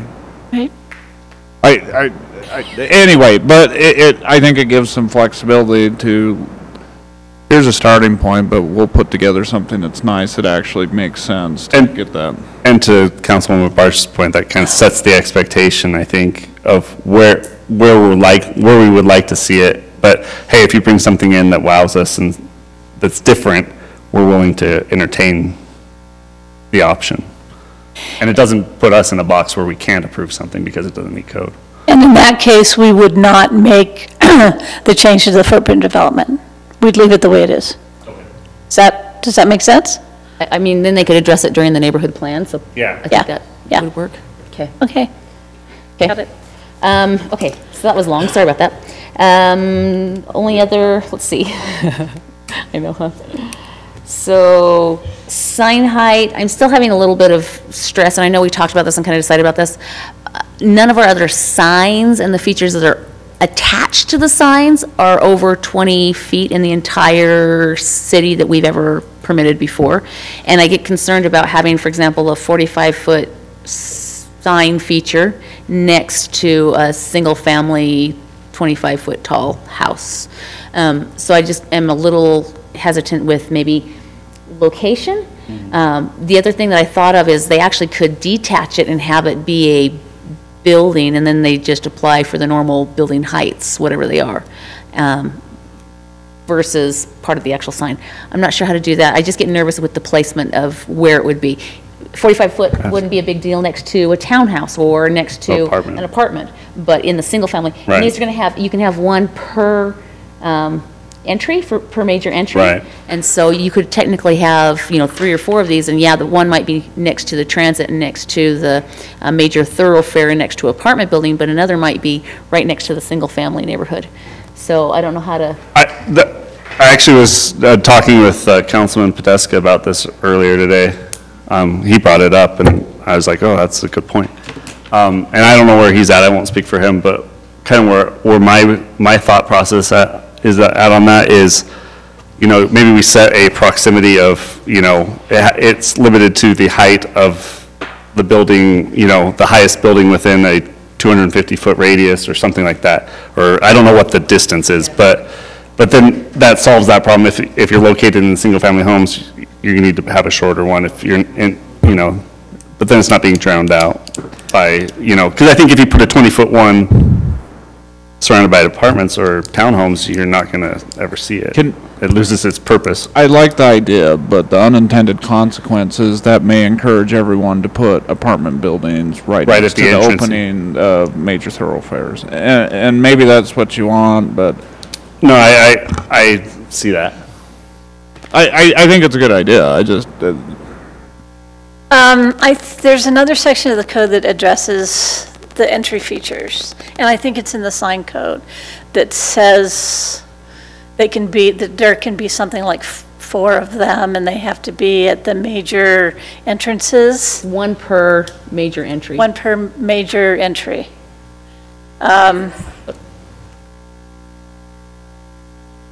So you're talking about maybe adding some language that says these structures can be as high as proposed structures in the neighborhood plan, not to exceed 45 feet.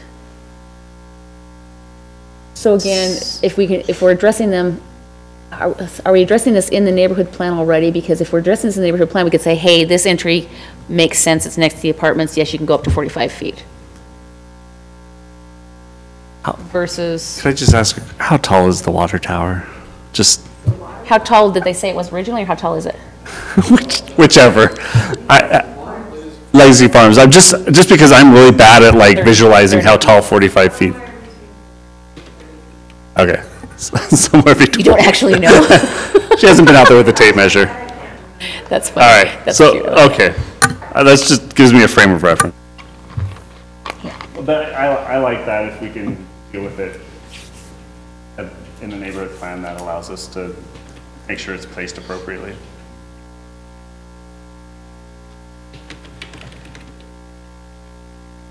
I'm just worried. It's not a bad idea. I'm just worried that apartment buildings on major areas, and we actually talked to another unrelated developer, said we don't want apartment buildings visible as you enter into the city, or at least not necessarily visible, but not the main feature of welcome to Saratoga Apartment City. Well, and I think that that's something that, us as a council or future councils, as they're going through future neighborhood plans, they could address that and say, is this appropriate in this particular scenario? I guess my question is based on building grade, we can go 25, 30 feet to the roof from the street grade. Why can't we just have this be 10 feet taller? It's supposed to be prominent. It's not supposed to blend in as another house. Well, and the house, the building height for single families is 35. So it could be 10 feet taller. I mean, I just threw this language in. I don't know if it makes any sense, but we could put something like this in. Because in my mind, it's supposed to be taller than the surrounding buildings. It's an entry feature. It's supposed to stand out and say, here you are. If it's status quo, it's just there. So 10 feet taller than the building height of the neighboring buildings. With a maximum, so we don't get a 7-story building and have an 8-story. I actually like that. If you have an entrance of a bunch of ramblers or something like that, that would cap it. And their, what height is 15 25 feet to 30, so or, you're looking at. It's 35. Yours is Yours is 35. story, though. Nope. Big Rambler, this is 35? All right, well, whatever. But there's going to be some, depending on the type of development, there'll be some single-family homes that are going to be much smaller than 35, just depends on what they are, so. I just think it should be taller. I'm agreeing with you is what I'm saying. So, yeah, so, yeah, I'm not, well, your mic's off, just kidding. It's on, I'm just not eating the microphone, so. So, like Chris, I mean, the 45 was in last time, it's 10 above our code. So do you want to leave it the way it is, or do you want to put this language in? I think what the mayor was saying is like 10 foot, and correct me if I'm wrong, 10 foot higher than the surrounding buildings. Yeah, I think, Surrounding zoning, I mean, if Surrounding we can zoning. build it at 35 for a structure, let the monument be 45 in the zone. 45. I guess that's a good point. it says the maximum height of these structures is as high as the proposed structures in the neighborhood plan, not to exceed 45 feet. That would be 35 if it were, If they were shorter, then they would be Yeah. limited. And then, so I added this language, in considering the height of the architectural features, the neighborhood context will be considered and respected. This can be determined in the neighborhood plan. this fluffy language. I would just say get rid of the blue stuff. Get rid of it? Yeah, that's I'm only one. Fine with me? Okay, and then the architectural structure with the artistic feature, we're going to get rid of that? Or just No, with just get rid of the two letters. letters, okay, May include artistic Artistic. feature, period. okay. Will you quit? With the hashtag too. As long as it has a hashtag. Oh, my microphone. So, wait, is there really a purpose in having, the architectural structure may include an artistic feature? Why A logo. do we, okay. Want me to say logo? Put a logo instead of artistic feature. Because, I mean, now they can put like a Well- statue of Caesar up there or something if they wanted. Statue Don't of use my Caesar. joke last time, it didn't that- go well. So, but I guess the question is if you actually say logo's pretty, yeah, I don't know. Artistic feature such as a logo Because, I mean, or logo. symbol? Why don't you just delete the Artistic first feature. sentence and just say this, Feature determined as determined. why don't you just delete out the whole first sentence? The artistic feature will require review and approval. The architectural structure will require review and approval. All right. No, well, but that doesn't address whether they can put a logo. Yeah, because if they want to propose a logo, they can put it up there. It will be. You can deem it as part of the architecture feature. No, just the first sentence. Like delete from may include. Yeah, just like that one. Okay, I see, I see. The architectural structure Will will require- require review and approval by the city council. Yeah. And then it says, and it talks about an artistic feature. So should I just get rid of that sentence or?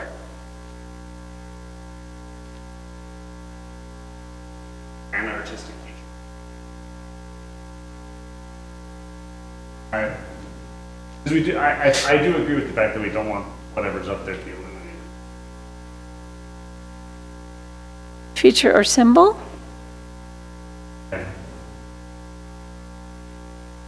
You could put Leo or Kodiak or. I think I would just leave it as, However. I wouldn't put symbol, just artistic, we're getting like crazy. All right, I mean, we're overthinking this, I think, Yeah. a little bit. Probably. Way too much. So I think mine, one of 5 here, I'm fine with. So my only other comment on signs would be that we need to, and maybe this is covered already in the existing code, if it is, fantastic, but if we have them come in with a neighborhood commercial area, or if we have them come in with live work, we would want signage for those areas. well, and that's what it says, comply with section 1918 with the following exceptions. Okay, perfect. So then we're all covered. the other regulations have to Great. apply. So I don't know if this is by out form right now, but as it has the architectural feature, as the structures of the neighborhood. Right, But not to exceed, But not to exceed not 45. to exceed 45 feet.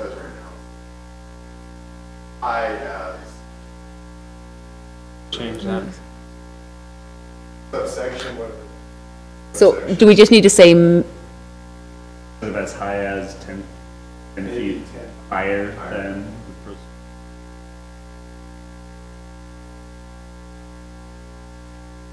Second part of that actually says.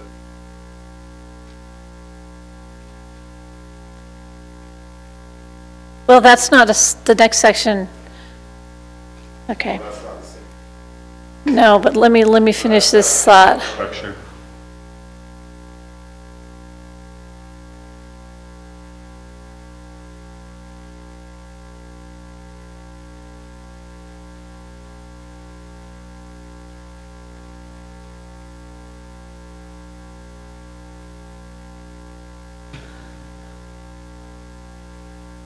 How about for adjacent? uses?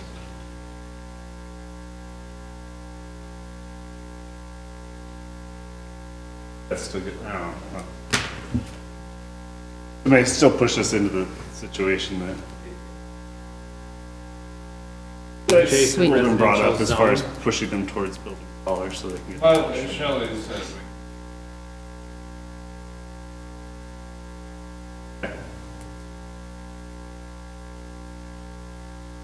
Nora, you have 10 feet duplicated on that? Oh, okay. Want it as the structure or as the zone? The zone allows for 35 or the tallest building. You have one house that's at 35. Well, The others maybe at 27. true, they may be. Well, I mean, the whole point of this mixed residential is that you're going to have various heights and various housing products. So if you do it, you can't do it really zoned because then it's always 45 feet. If you wanted to limit that, if you wanted to not worry about limiting it, then you leave it at 45 feet and call it good. If you wanted to limit it, then you need to actually refer to the closest structures or however you want to do that. So it just depends on what the council wants to do as far as what the intent is, I guess I should say.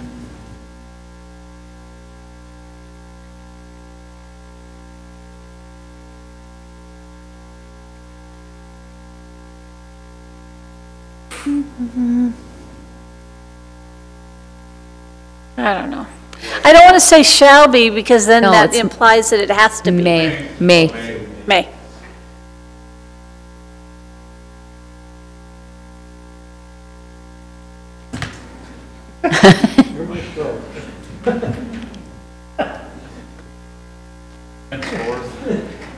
Maybe. Henceforth, all architectural structures. Okay, so the next section is actually talking about, That's an awkward sentence. well, that's the building height. Yes, that's different anyway. Architectural structure, nope. You go back up again, sorry, just a little bit. Maximum height for these structures may exceed the residential's height by 10 feet, May, or something like that. by as much as? Maximum Sure. height? Uh-oh. Uh-oh.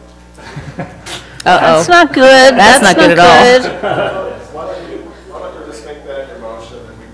You can tweak Yeah, it. we can tweak the language. Fix that second, because that was subsection. Okay.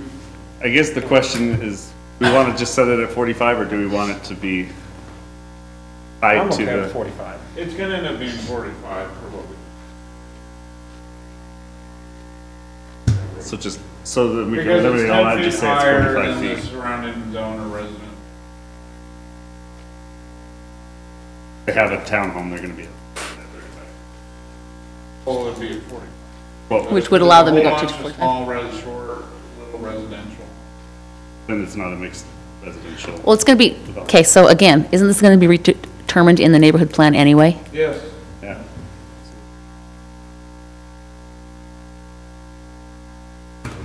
Okay. Want me to put as determined in the neighborhood plan?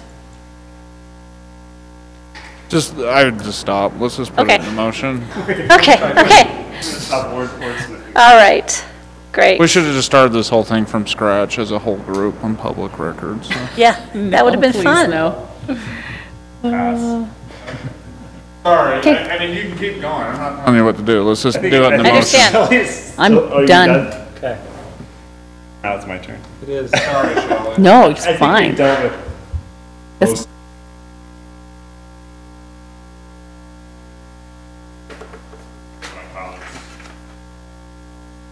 Yeah, We're putting asterisks or hashtags or whatever. Yeah. Stuff in the yeah, setbacks area. right.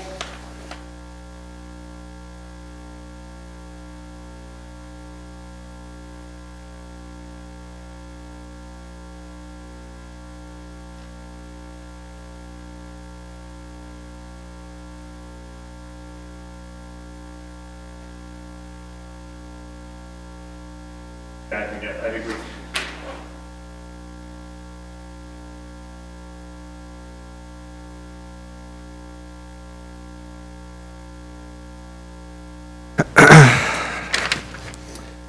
Let's see. So, yes, I agree with everything else has been said. And with the sign heights, I would just like to see a simplified, not to exceed 45 feet. I think architectic features are a great addition to neighborhoods and not just having just houses.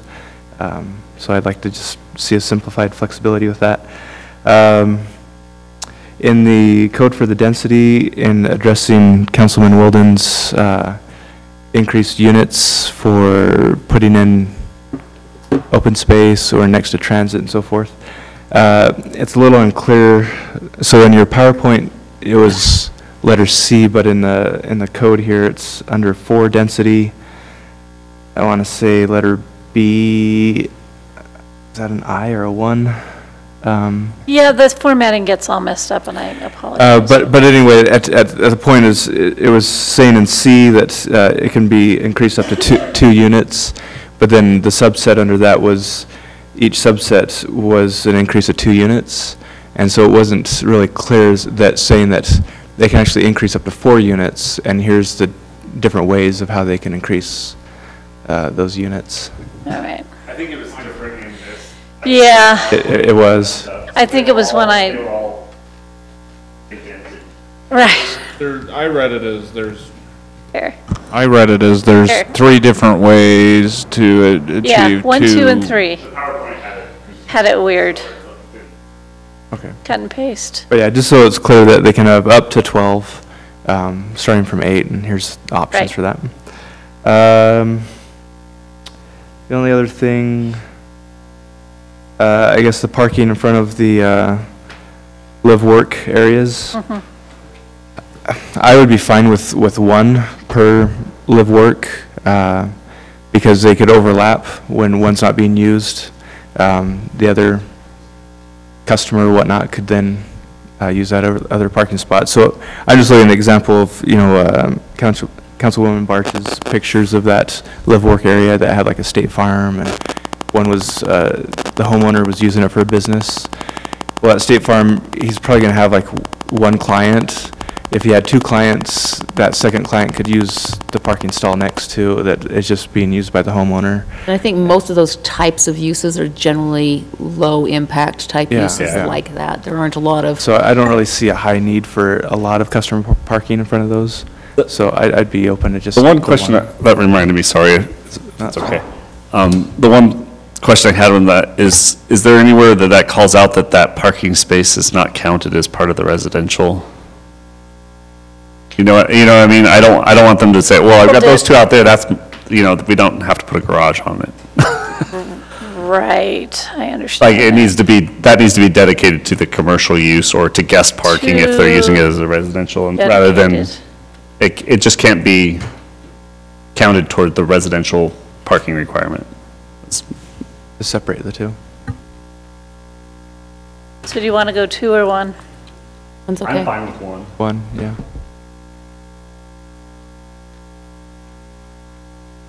I'm not gonna die on 2, so I'm fine with 1. But I mean, I was fine with 1. And then I just want to know if it was okay to open it up to, I just wanted to find out, I know we're writing this code for any applicant for this zoning, but I'd like to kind of get some feedback from D.R. Horton if we can on. I'm sure they'd love to give it to you. Yeah, I'm curious. I'd like to hear kind of what. I'm not opposed to that. I'm not opposed. Okay. Would you guys like to come up?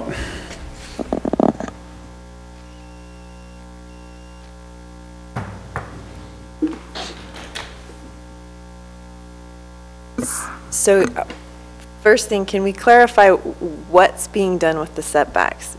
It was unclear which direction we were going. So if I can, I'll try to take this, Nora, if you don't mind. Yeah, go for it. I got what we were talking about on setbacks. We're going to leave in the table the setbacks as they are with an asterisk saying they may be modified during the neighborhood plan.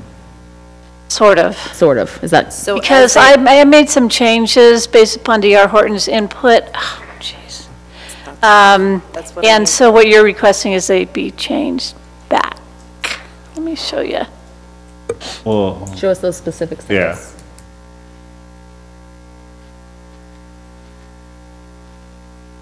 Okay. I'm driving myself crazy with that. So right here, this one I changed back, and we could change it back. This one's the same. It was, yeah, I had just, the direction was to extend this so that it's the same. And then this one is different because it's the front setback and it's to the garage. So I put 20, which I think is what they are requesting.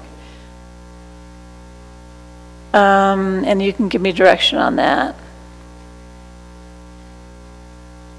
And just for our clarification, that's 20 from back of sidewalk? So those are, it's really just those two. This one. I thought This one what and we this had one. said is the version that we saw, and I'd prefer that when we see a version, change the version at PowerPoint or something like that. Mhm. That's sort of Well, this is the same as the PowerPoint, but all right. it's all right. Anyway, it wasn't same as our packet, I don't think. Whoa.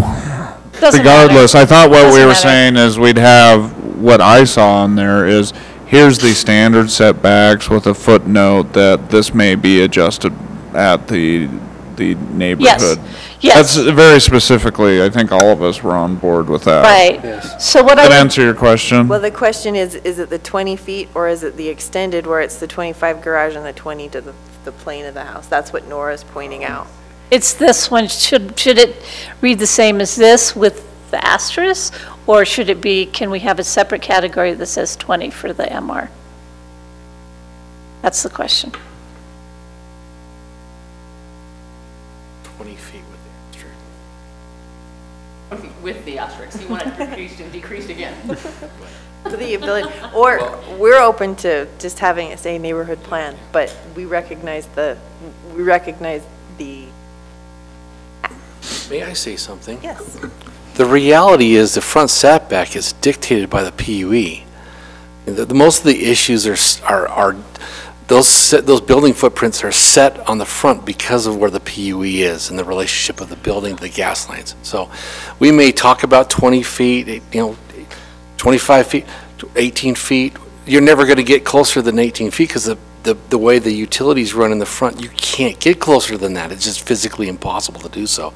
So your fear that we're going to ask for 15 feet, just not going to happen because of the way the utilities run in the fronts. Greg, real quickly, could you explain that, how that PUE works? Because, I mean, on the backside is typically where the gas line goes, and that's a minimum of 10 feet away from the foundation of the home. Is that correct? That's correct. So it's a question of where do you put the power utilities, where do you put the cable, where do you put the phone lines, where do you put those things? So to Greg's point, it's kind of that envelope of how you get the utilities in, then 10 feet, and then you get into, how close you can get houses to the curb.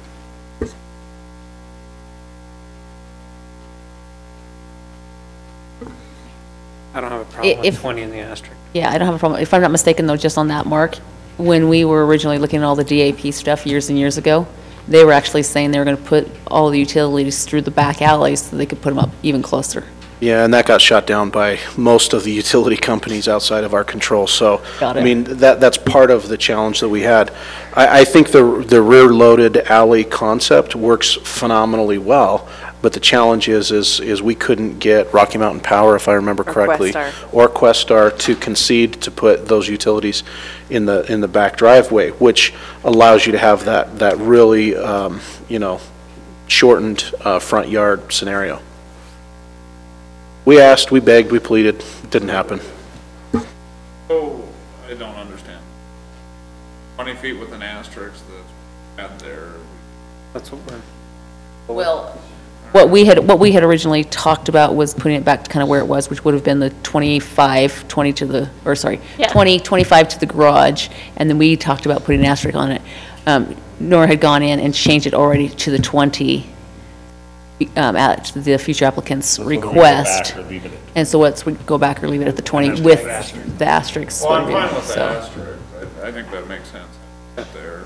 So the open question is 25 and 20 with an asterisk, or just 20 with an asterisk? That's the question. Asterisk works for me. I don't know, whatever. I mean, I don't mean it that way.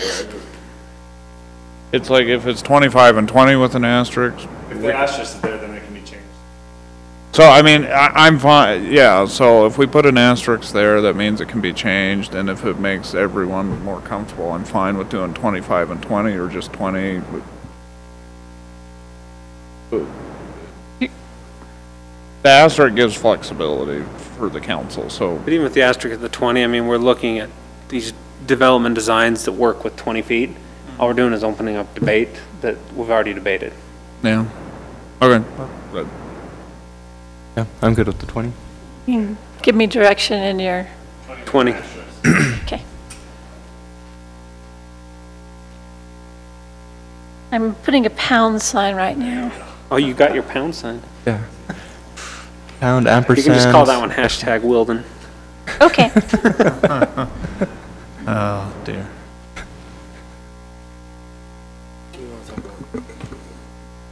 Specific. Just the 35% open space. Well, did you put it back in, or are we It's are in we subject footprint to? development. Yeah. So the way we have it is you don't have to be subject to footprint development. Instead, you can come in through your neighborhood plan and get modifications in your setbacks. You wouldn't be forced into the footprint development in the common area. And it's not an invariance, and it's not an exception. It's a modification. Modification.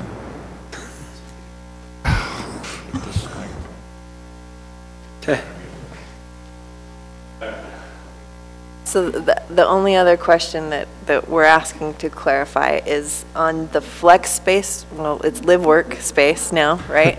The requirement, the way that it's worded, it depended on the density. If I come forward and I don't have a project that's asking for higher density, but I want to use a flex space, the way that it's worded, I would be required to have a parking space.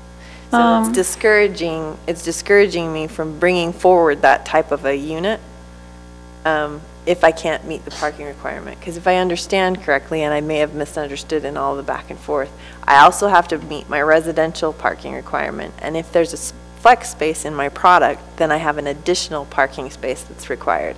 So in ultimate, I could be providing 4.25 spaces for one unit. That may not be used in a transit-oriented development that we're trying to encourage walking. Nora, can you translate what we do have? Well, I think it's the option to use this space. The option to use the space will be at the discretion of the unit owner. So this says if it's transit or neighborhood commercial uses are required, it can be filled fulfilled by providing an opportunity. Up here, it talks about non-residential units being an opportunity if they don't ask for more. Well, I think what they're saying is if they want to parking. do those, But not, then they're required to have the additional parking. But we also have the ability in another parking area to decrease the required parking. Right. under the Add neighborhood plan. flexibility to modify by CC a neighborhood plan. I don't have exact language, but that's what that note is supposed to mean.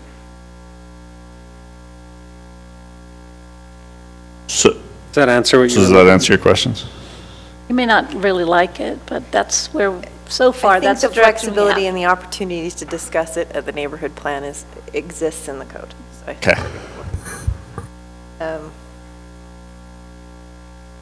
The architectural feature, we landed on 45 feet flat? Right, okay. Max, right, we just, flat language. You ever take quarter inch depending on the tape measure? little pitch. Right. I think that was all of our concerns. Hopefully that's the feedback you were looking for. Okay, thank you. Okay, with that long deliberation, I will entertain a motion. Hopefully not quite as long as the deliberation. Okay, I think I can do this. So, I would move that we approve code amendments to Title 19, Section 1904, Ordinance 1811, dated today, including all staff findings and reports, with the changes made during the session, not inclusive of, or not, well, including, changing all flex spaced verbiage to live work, changing the front setback zone to the 20 feet with the asterisk, making sure the other setbacks are listed with the asterisk, that they may be adjusted through the neighborhood plan. So that's the same asterisk that's on the front setback asterisk. Simplifying the sign, the artistic structure on the sign height to the 45 feet maximum. Architectural structure. The architectural structure, sorry, thank you. There we go. And listing one spot required for live work parking. Did I miss any of them? They have the language that could be. And The other parking already had that. Okay. did you mention other miscellaneous edits made during the meeting? Yes. Yes. She started with that. Yeah, second. Okay, I have a first from Councilwoman Barch, second from Councilman Podeska. Any further discussion on the motion? Okay. Do a roll call. Porter? Aye. Barch? Aye. Wilden? Aye. Podeska? Aye. Motion passes unanimously. We forgot to add the name mixed residential, but I guess we did that during our conversation, so it's okay. That was a mistake. Yep. Yay. Okay. I'm gonna die on next weekend. I started thinking about it. Yeah, I don't mind, especially with the clarification. Okay. For some reason, I always picture like a senior citizen facility or, you know, it just doesn't. It was a social statement. Yeah.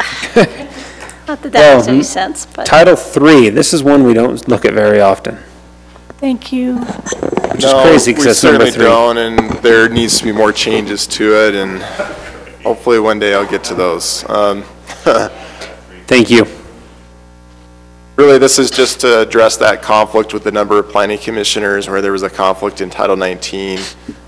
So that's the first portion of that amendment. Then the second portion is just by direction of the council in our last meeting, address the term limits issue, and if that's certainly up for consideration by the council.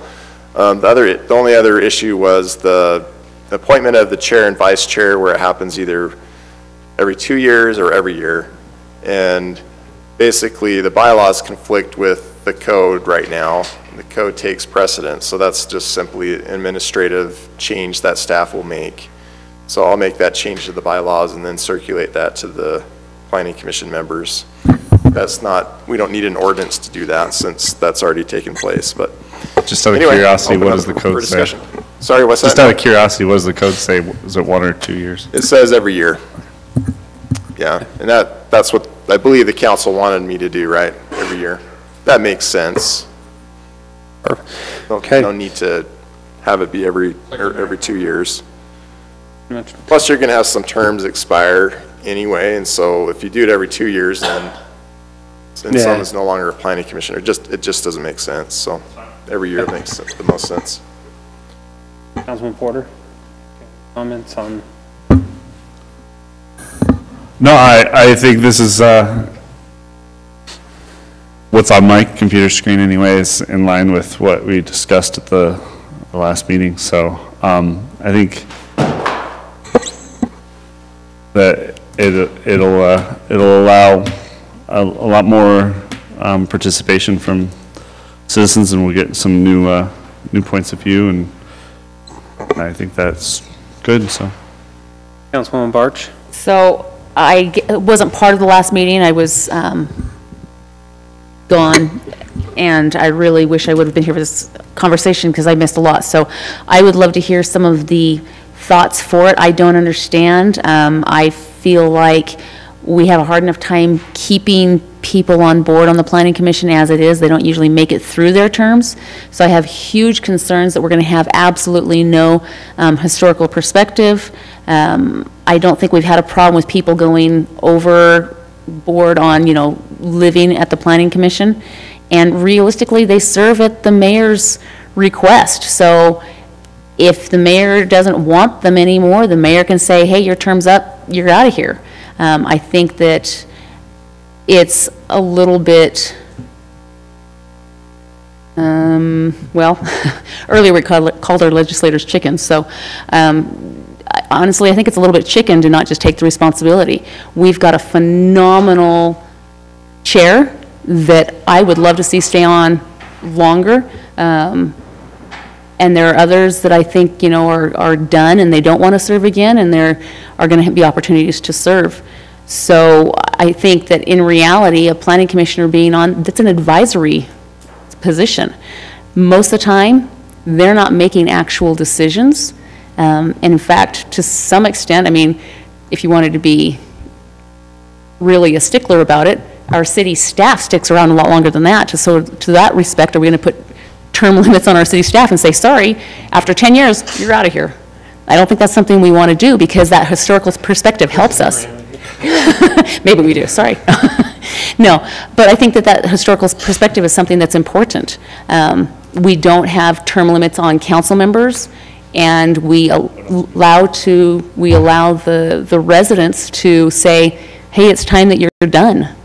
And I think that happens, as that happens, the mayors change out, the council members change out, and the planning commissioners will change out likewise. So I guess I don't understand the huge need for term limits on the commissioners. It doesn't make sense. It's not consistent with what we do anyplace else. So I'd love to hear why this is necessary. Okay. It just occurred to me too, maybe I should read it in the record just so we have a part of the minutes, since this was kind of a late addition. If you don't mind. Either one of the council members could, or I could read it right now if you'd like. The wording? Yeah, so this is just adding that subsection for term limits. No planning commissioner may serve more than 2 consecutive 4-year terms. This term limit does not apply to a partial unexpired term served by a replacement commissioner appointed pursuant to subsection 3 vacancy, in which case such commissioner may serve 2 additional consecutive 4-year terms after the expiration of the partial term. Okay. And part of it, what really kind of drove it really is we got going into this round of applications. We have a ton of qualified applicants the last 3 rounds. It's not like 10 years ago when we had hardly any residents. We have a ton of residents that are wanting to be involved. One resident who moved here came from another area. They brought up some good points where in the past developers have basically bought commissioners, council members, mayors, appointed, run it. With this, it makes sure there's a cycle and we don't get into some bad habits of other cities. So it was kind of a built-in protection. It was brought up, the council discussed it during that meeting, kicked it around with potential of that, but didn't want to limit it, so that's why they put, with a break. It was discussed, I think, 3 months or something also, as a break, kind of as a built-in. What was it, 3 or 6? Well, actually, six. the way, shouldn't that be in which there? I support, the way Kevin just wrote it is it doesn't specify what type of brake, so it could be 3 or 6, but if you're getting into it and you're just not, the mayor is not finding a suitable replacement or something like that, 1 month into it, the way it's written, the mayor could say, this is the right person, because then now it's no longer a consecutive term. So it doesn't specify even a timeline in there. And that gives the mayor and the council quite a bit of flexibility, meaning if someone's really good and we want them, you technically, the way it's written, could give them like a 3-week break, and then it's no longer consecutive. I'm not encouraging us to do that, but, and to add to what you're saying, it is actually consistent with what's done at the library board. It doesn't call out even consecutive terms. I think it just straight out limits it, which I would like, anyway, that's a different conversation. I mean, I would like consecutive in the library board, but that's not what we're here to discuss. So for me, that's, I actually, when was I the mayor pro tem? 3 years ago or something like that? So some of the interviewees that were back then actually made it through Chris and last year. Oh, Shelley or me? Me or Chris? I don't remember, but they've gone through 3 or 4 rounds, and they're really good. We just haven't had a spot, and so that's my thought, is they are appointed. We don't want to discourage anyone, and it brings in fresh views. And being an appointed position, it actually is quite difficult for residents to remove them. Because in some cases, you'd have to vote out or get in 3 new council members and a mayor in some cases to be able to remove them, which is nearly impossible for residents to do. So that's why from an appointed position, and I get your point, Shelley, but that's why I like the wording consecutive, so that we could skirt around it if we needed to. But it gives the opportunity so it's not a real hard conversation. If someone comes in, they're really good, we can't say, well, we owe this person, another automatic appointment or something like that. That's just my thoughts. Councilman Podeska? Yeah, kind of when this was brought up, my thoughts were that it didn't, and I want to go on record that in my perspective, it doesn't reflect on any of our current planning commission. It was looking to the future of safeguarding against if we got in a situation that wasn't good. And so I want to make sure that any planning commission people that are hearing this, that this is not reflected or being put in place because of them. I also agreed with, we dealt with this within our HOA and appointing different people, that at the beginning we didn't have a lot of people to pull from in a pool. But as we started growing and getting more and more credible applicants, is already filled by those that were at the beginning, and we couldn't get those more qualified people in. Again, that's not representative of what we're dealing with right now, but wanting to keep that open to always keep the talent pool high and experience and like you're saying, fresh views on mixed in with historical views from the others that are on the commission. So. Can I add, I fully support. I'm not, when we were talking about it 4 weeks ago, or sorry, I don't know how long 6 weeks? ago. 6 weeks. Whenever we were talking about it, I had no one in mind, nothing. It was just looking at it programmatically of what could make sense for the city. Councilman Podeska is correct. It's not a reflection on any current commissioner. It was just a potential. And I'd be open for term limits with city council too. Yeah. That's just my perspective. And to Councilman Podeska's point, when we discussed this last time, I said I support term limits at all levels of government, and so this is consistent with what I think is best for, I would support it for council, I would support it for the mayor, I would support it for state and federal legislators as well, so. So out of curiosity, how many terms have our different commissioners been in? Where are they at? And when does this go into effect? Like, if this was passed, like, how does it affect the current? Yeah, so any ordinance goes into effect right after publication. Just a short summary is published in the paper. So Cindy usually gets that done within a few days. So I believe she's also got a list of the current planning commissioner terms and the expiration Well, of the those terms. expirations are on the city's website, but the number of terms they have served is not. Mhm. Yeah, the only two that would even be somewhat close are Kirk and Sandra, but even then, Sandra was after I got here, which was, I bet she was 2012. She's in her second term right now, and Yeah, so is Kurt. where she's serving like someone else's term as well, so that would not apply. She'd be able to serve two consecutive full Well, terms. So this is retroactive to their previous terms?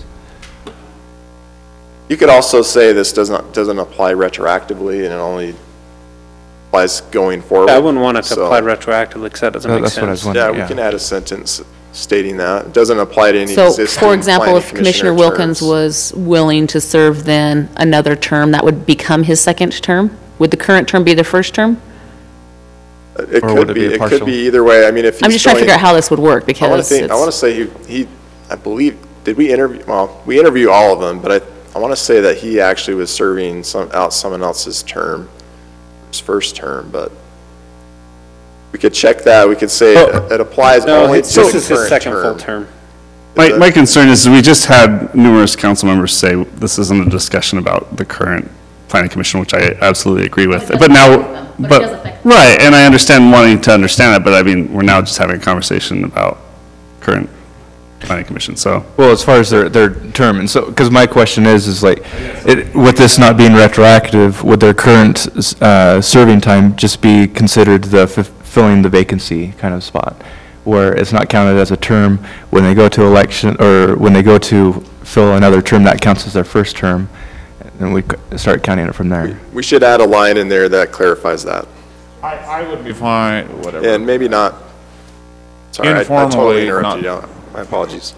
Fine, fine. Uniformly, if we want to, I think it's fine, as like anyone serving their full term right now, that's their first term. So that means we're not retroactively applying, including someone off. Whatever, I don't know when anyone's expiration's coming. Yeah, I kind of think like the current commission should have 2 full terms. If they're in their second term, does that count as a second full term, or are you counting their second term as their first term? But I guess when was the most recent actual term filled? Was it last year? When did we appoint somebody that wasn't a vacancy? I think Commissioner Wilkinson finished his first term, was just reappointed in January. Reappointed in January? Okay. So he's on his second. So, Yeah. So would this year count as his first term, or would it still count as a second term? I think it's still partial, and so I think like when they go to get reappointed, that would be their official first term. I guess that's, yeah, this is why. I don't know. I would just, whatever. Again, we have the ability, like, if we can't find someone that's appropriate to replace him, if they're off for 2 weeks, the mayor could, at his discretion, request an appointment. So I would just leave it as is and then go from there. It's easy to, I'm not gonna say skirt, but make a good decision on whoever that is. Say, well, we're gonna hold off on a month, we'll take applications, but we still think this person is the right person, the best person. And the mayor, even though he doesn't have to, he includes the mayor pro temp as part of that interview process. Chair. That's been a healthy process because we've brought more views in than just political appointments or favor appointments. So I guess just for clarification, are we retroactively counting this year as a term? If they weren't appointed. I mean, if they're not filling someone else's term. So if they were actually appointed for full term, right now it's their first term. Yes. Okay.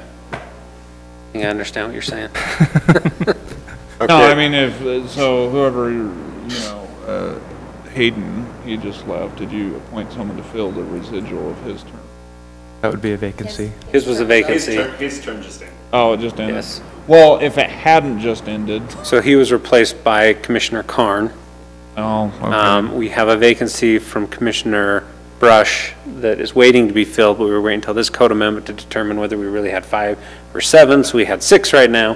So we've been holding off on that appointment until we were official. So let me clarify, if any planning commissioner is currently serving a full term, not a vacancy, a full term, then that counts as their first term under this ordinance, under this amendment. So it doesn't matter if they're in their second, third, fourth term. Right. Okay, whatever term they're currently in, it counts as their first term. As far as retroactive Is that what you're saying, Councilman Podesta? activity of this ordinance. I guess I'm just a little uncomfortable about having this retroactive. So like if they're currently serving in their full term and they're like 3 years into it, then we're cutting them short by passing this, by saying that they only get one more full term after this. Whereas in passing this, in fairness, shouldn't they have 2 full terms in addition to whatever their serving in capacity is right now? I think that's, so if we do that, this isn't taking effect for like 12 years, you know. What's that? I mean, if we go that route, potentially, like, this is pointless for 12 years. So what you're Well, saying and is that's what the clarification I want, though, is like, are we doing the first So what term? you're saying, as- whatever term they're in, whether it's 2 years into it, 3 years into it, this would be counted as their first term? Yes. The next appointment Would be their counted second term. as This Their is second term. Yes. Okay. Is that what we're saying? I mean, I'm fine with leaving it Well, right now, it doesn't say anything about that, and it is. We're talking about the current serving commission. Right. We're trying to figure out where do they fit into 1 or 2 You're terms. saying you think right now if they've served 2 terms, they should be done at the end of their term? Finish 2 full consecutive. Okay, so having a completely retroactive. Yeah, so. But we're not going to kick anybody retroactive- off if they were in a 3rd term, which I don't think Right, anybody right. is. Let them finish their. Nobody's in a 3rd term. In all cases, it's better that we specify this for sure. But again, I don't think it's really retroactive, because it's, I think it's fine the way it's written, and giving, not specifying what consecutive terms mean. Have the flexibility, they have to take a pause. This sounds like re-election all over again. Yeah, he had to deal with this whether.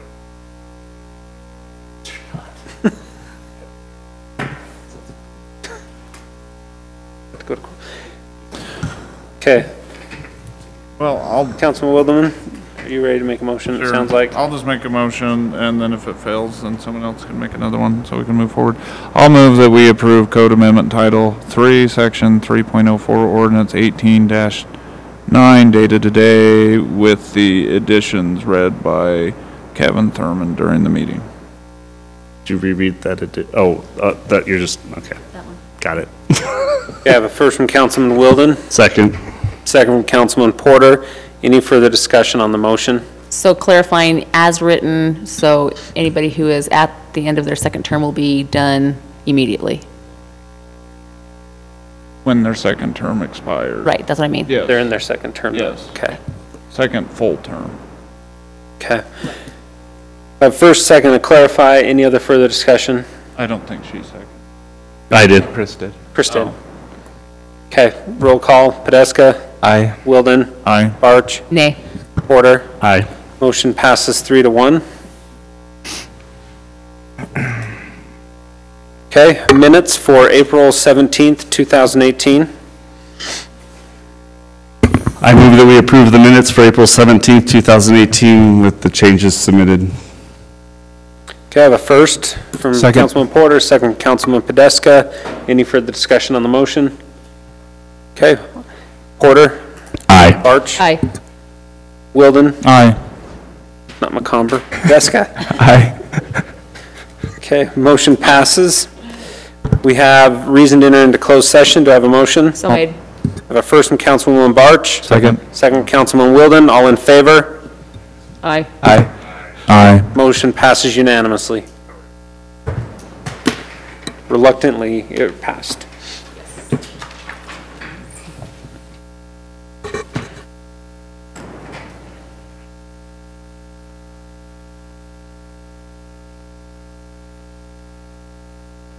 We made it.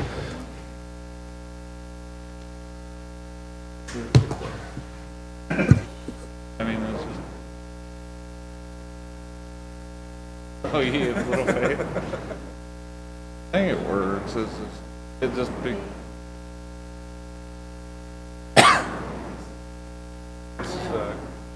Relative fireplace. I just give you all those shells. This kind of setup.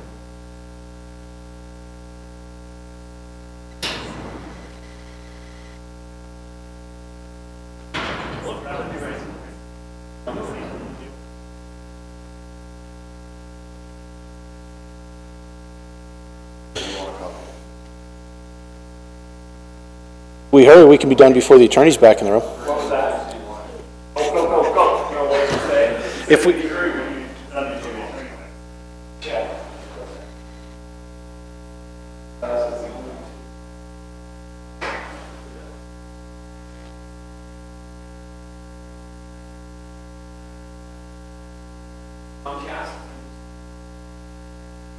Whatever. I didn't mean to say. I just like.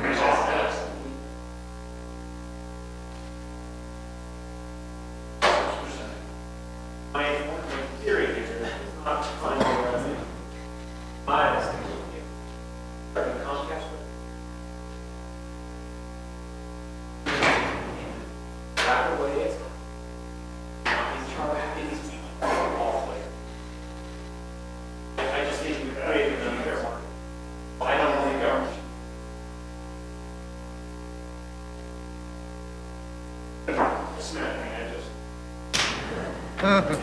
Oh, crap. Oh, yeah.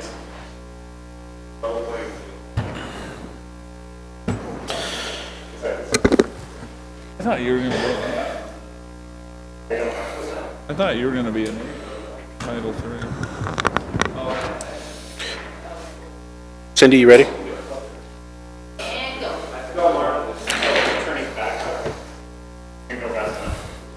Roll call. Barch. Order. I want to, whoa. Yeah, only if Cindy needs it. Cindy, do you need it? Right in the minutes. Hey, He was here. this is how I'm gonna talk down. You can cover it. So let's start with the first issue. Kevin was at some training last week that discussed some security measures that we could possibly employ. Kevin?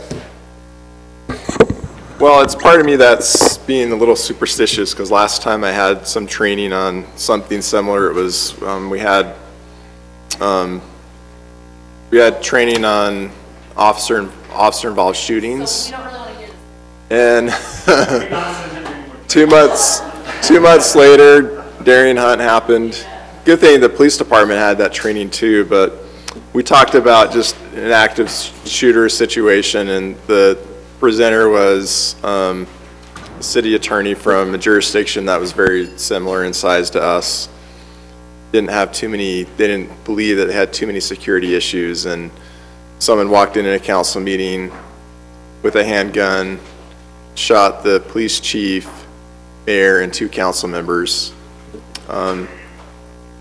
Took 7 shots, and I believe council member, the mayor, and the police chief all died, and I think one of the council members survived. But anyway, just some thoughts about really security measures that we could take here at City Hall. We've got a magnometer that we use for court. We also have a police department underneath us that could provide a bailiff. That, of course, would be additional staff time to have the bailiff be here. but it would be pretty easy to implement some security measures here at City Hall for city council meetings. We would be one of the first, if not the first city in Utah to do that, but I don't know, just some thoughts. What type of security measures, that they're just here? Just the magnometer that people would have to walk through when they come into council meetings.